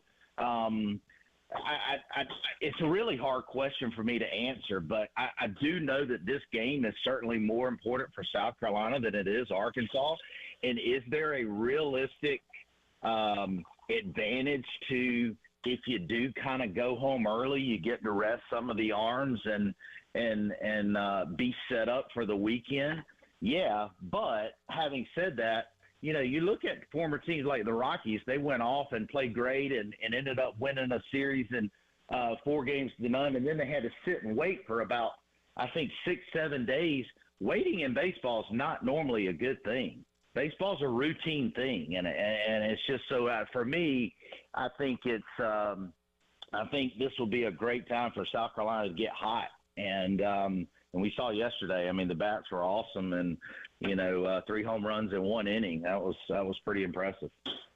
Kip, we always appreciate it. Now you got to do some traveling. We look forward to getting you back on here in the near future to kind of look ahead to the NCAA tournament. But I always appreciate you stopping by. And the black and white pinstripes, or the white with black pinstripes, however you want to look at it.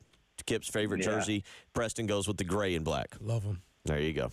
No, I like the gray and black. That's a good call, Preston. I like it. Have a safe travels, my man. Look forward to catching up soon. Appreciate it, Kip. Yeah, thank you, Preston. Thank you, Bill. Y'all be good. Take care. Kip Bognite joining us. A lot of good insight there, especially as it pertains to the rotation and what he's saying about lack of roles. And he makes a good point about Eli Jones being moved.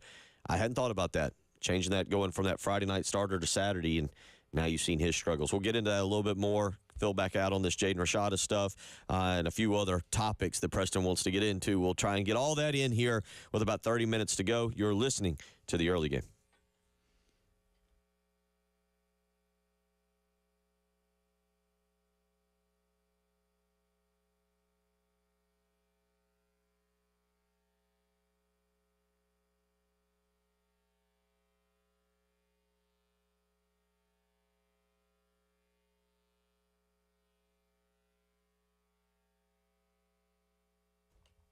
Preston here. Let me tell you about my friends at Absolute Glass, the premier glass company of the Midlands, offering auto, home, and business glass repair. So if your glass is damaged, shattered, cracked, or broken, they can handle the job. If it's a cracked windshield, that's no problem. They'll come out to your location and replace it for you, usually for free, and they work directly with the insurance company to take away the headache. That's right. They will come out to wherever you are. School, home, work, it does not matter. They will come out to you. If you're looking to increase the value of your home with new windows or mirrors, Absolute Glass will come out and take care of that for you too. Windows, mirrors, shower enclosures. I say it all the time. If you can see through it, Ray and Marianne at Absolute Glass can do it. So check them out online at AbsoluteGlassInc.com. That's online at AbsoluteGlassInc.com.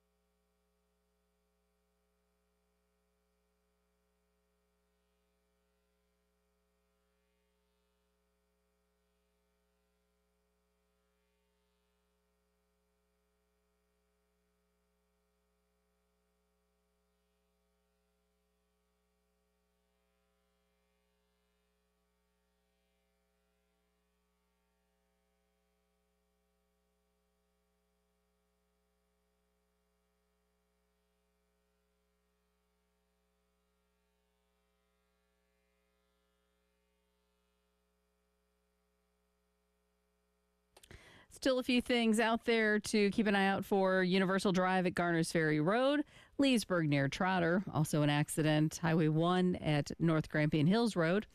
Hardscrabble at Clemson. East Steel Road at Shelton Road. And Cedar Crest Drive at Two Notch Road also may still be a slowdown from an earlier accident. 89 under sunny skies today. Clouds start to roll in tomorrow. And by Friday, we start to see more wet conditions, or certainly increased chances for rain really through Memorial Day and actually through about Tuesday, but we'll stay pretty much in the low 90s. Right now, though, it's sunny. We're enjoying that. It's 67 on 107.5 The Game.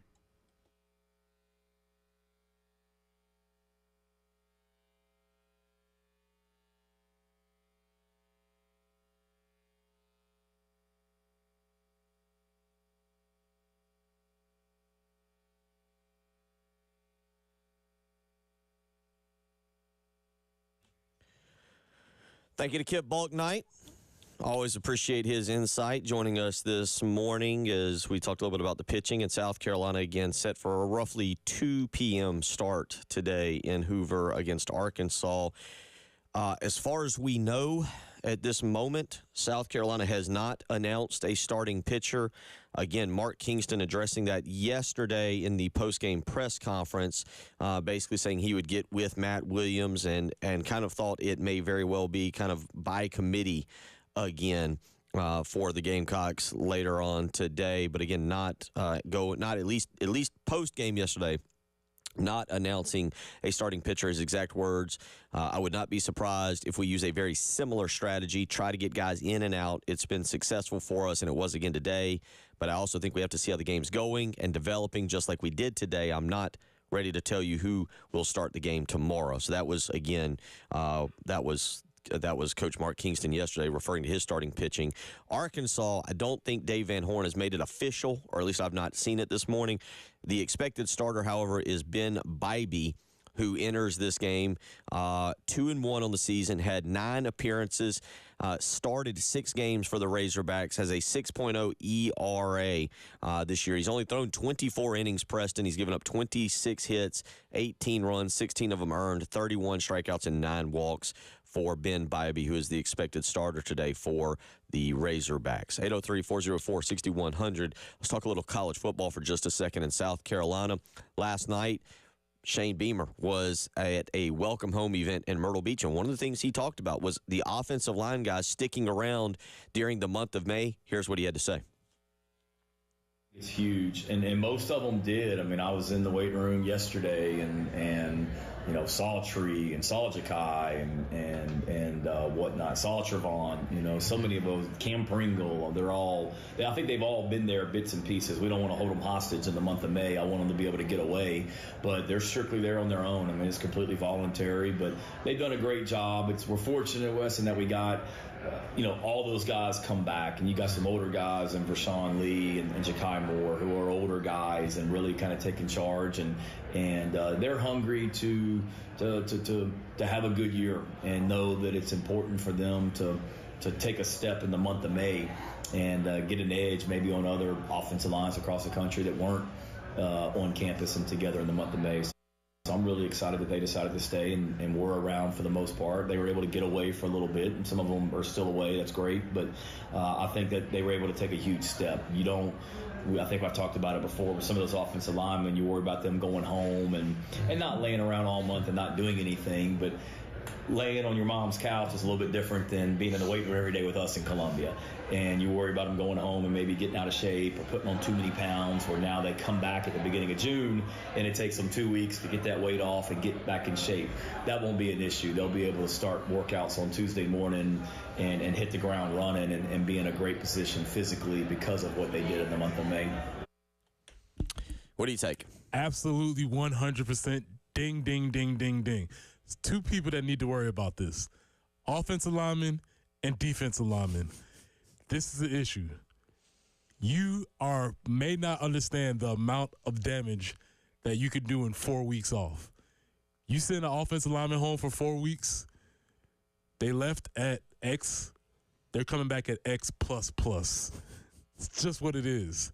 Not because they're laying around. It's just because their mama's home. They're happy to see them. They're used to feeding them all the cakes and pies. And my baby's here. I get a chance to give my baby all the food I've been wanting to serve. You know what he's doing. He's sitting there. He's just, oh, man, this is great. I have to, with the nutritionist, I have to eat lean chicken and broccoli and blah, blah, blah, blah, blah. But when I get to go home to mama. Casseroles. Oh, man. Yeah. All the fixings, all the sides. So, yeah. Because everything cooked with lard, yes, butter. Yes. Lots of grease. Some say lard. Late night pizzas. Some say love, right? It's love, not. It's love. Yes. Cooked with love. But love puts on some weight. Yeah, but that's 100%. And I do think, especially for maybe your younger guys like Cam Pringle and things like that who maybe haven't quite figured out how this whole thing operates, it's not a bad idea for them to stay around because it's something that offensive linemen and defensive linemen battle their whole lives, really, but especially while they're playing. That 300, you put that 300 is the line in the sand. Some guys have to eat their way up to 300. Some guys have to diet their way down to 300. And if they go home, one of those two things will happen. Either you'll get too skinny or you could easily blow up. So I do think it's a good idea for a lot of those guys to kind of hang around. I mean, there's no other way around it. We can talk about Lenore Sellers. We can talk about the running backs. We can talk about the defensive line. South Carolina has to have a competent offensive line this year. They have to be able to open holes for whether it's Rocket Sanders or Oscar Attaway or Jerron Howe or whomever, Lenore Sellers when he keeps it.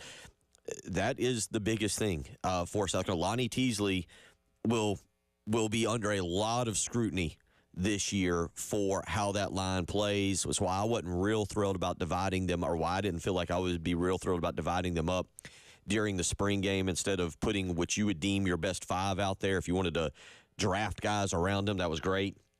But, Preston, you've talked about it. John Strickland's talked about it. Any offensive lineman that we've come in here and has hung out with us, they have to have a continuity. It is maybe, I guess, the position, the one grouping on the field that has to be on the exact same page each and every play, because I think you've talked about it. If an offense, if a left guard messes up, it can ruin the whole entire, not just the whole entire line, but the whole entire play. And this group, there's really no reason, especially if you look at the recruiting rankings, that this shouldn't be a group that's in the top half. I mean, they should be in the top half of the SEC. And quite frankly, they better do something, and I've talked about this, that I haven't seen them do. I've seen them against Eastern Illinois. I've seen them against Georgia State. I like where you're going. And I saw them against North Carolina, and we now know that we know those sack numbers from North Carolina. They have not come out in the first game and been physically dominant. And Eastern Illinois was a bad opponent. Georgia State, they should have pushed around.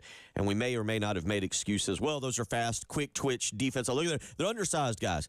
No. You get Old Dominion, they have to run, especially incorporating Lenore Sellers for over 200 yards in that game. Yeah, and that's correct. And as we've stated here, 100 days in, so we're not far away from that happening. 1 day from 100, right? One day from 100. One day from 100. You know, we count this day as almost being done.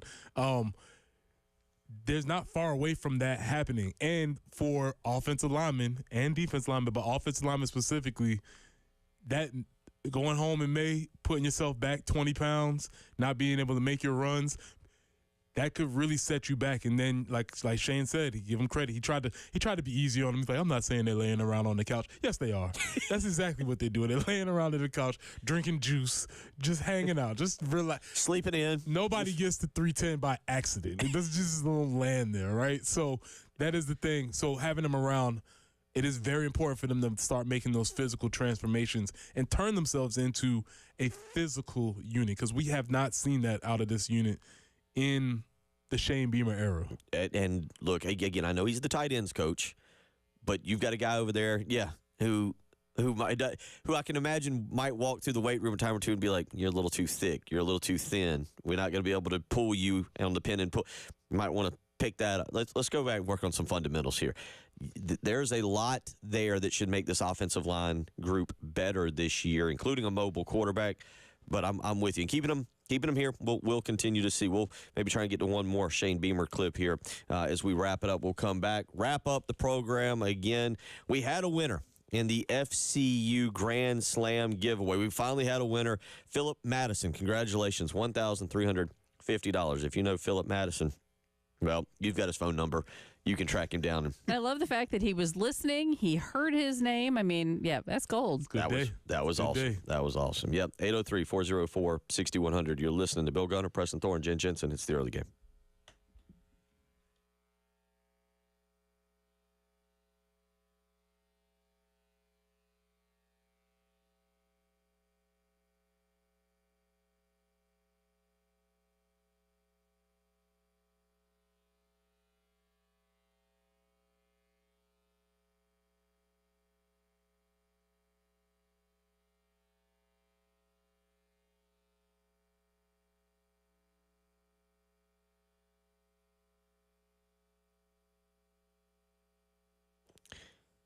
Are tax troubles weighing you down? If so, don't let the stress of taxes, levies, or liens hold you back any longer. You need someone who will fight for you, and local attorney John Ecton and his team at the Ecton Law Firm can help you, and it all starts with just a free consultation. Whether you're in Columbia, Florence, Myrtle Beach, you listen somewhere else here in South Carolina this morning, it's time for you to get that free consultation, get that stress off of you, and enjoy life. Start by giving them a phone call today, 803-771-9800. The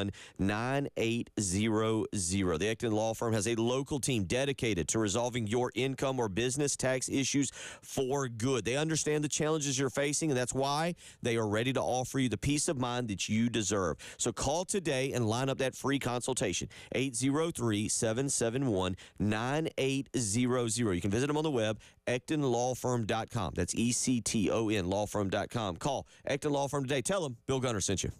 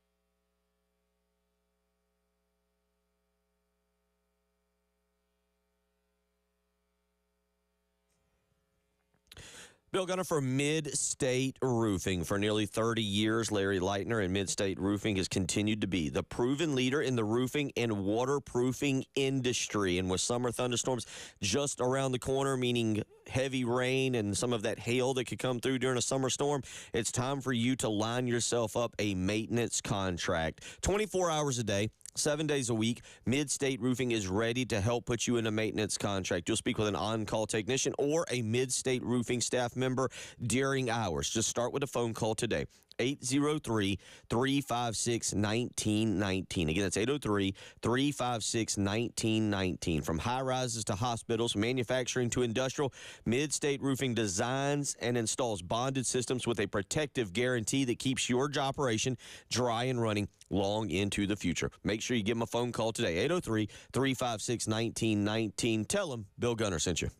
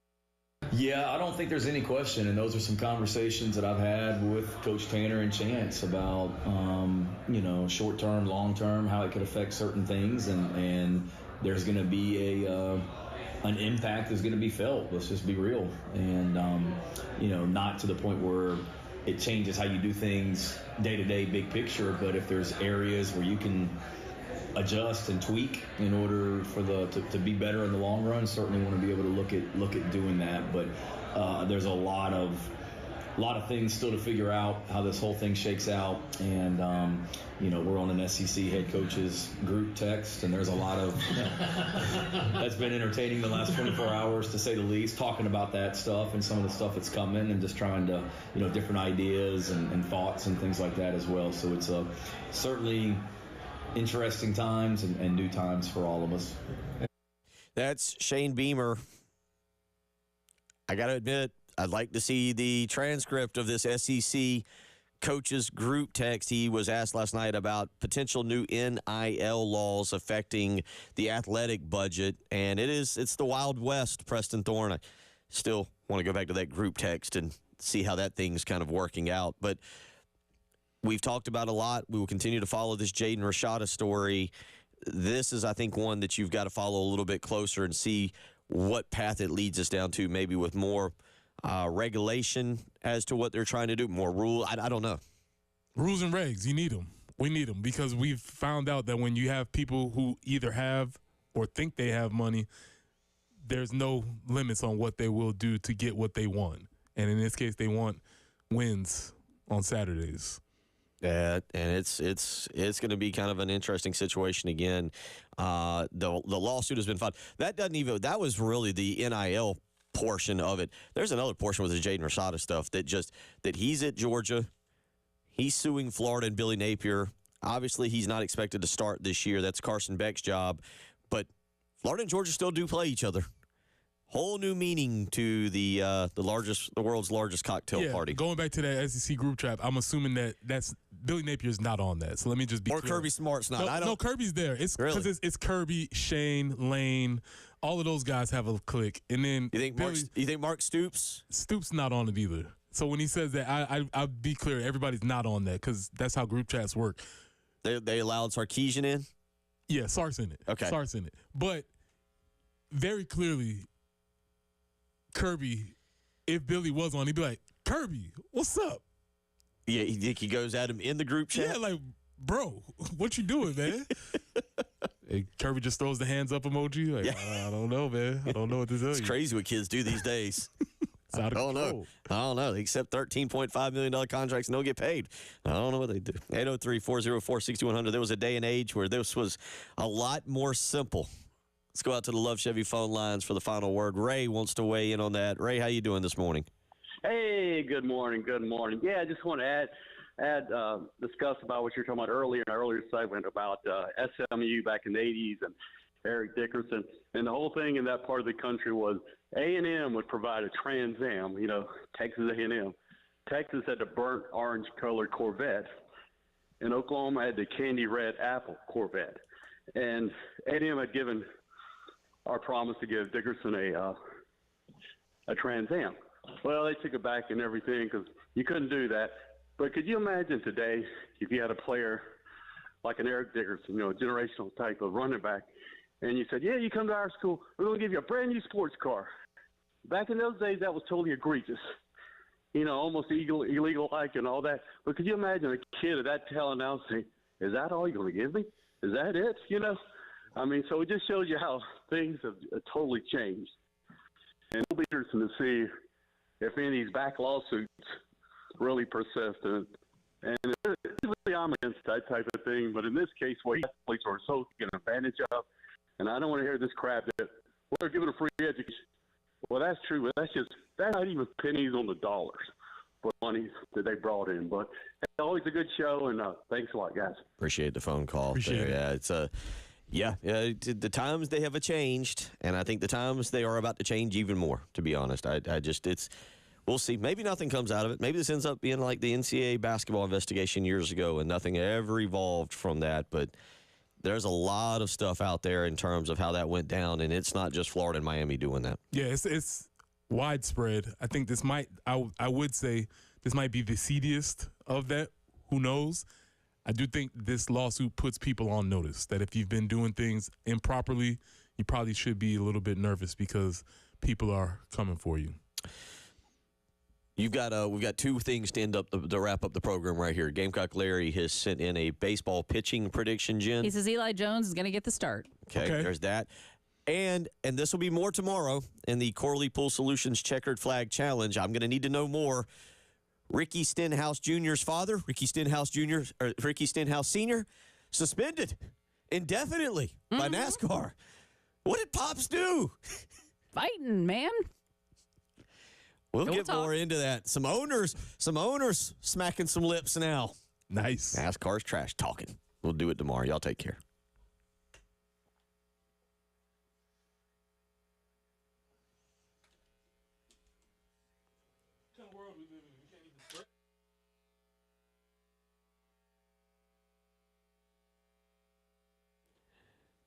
Bill Gunner for Zerorez Carpet and Air Duct Cleaning. I tell you what, I know there's graduations going on today down over at Colonial Life Arena, and maybe there's graduation parties that are being had today, tomorrow, this weekend. You want to make sure it's done in a clean home. And with Zerorez Carpet and Air Duct Cleaning and their patented ZR water technology, scientifically proven to keep the carpets, rugs, towel, upholstery all insanely clean, you need to go ahead and get that appointment lined up today. Give them a phone call. 803-262-4020. Mention me, Bill Gunner, at 107.5 The Game, and you'll get 3 rooms of carpet clean for only $129. You can also book online, ZerorezColumbia.com, or again, you can give them a phone call, 803-262-4020, and schedule that appointment. Just make sure you mention me, Bill Gunner, at 107.5 The Game, and get 3 rooms of carpet clean for only $129. Zerorez, spell it backwards or forwards, it's the right way to clean.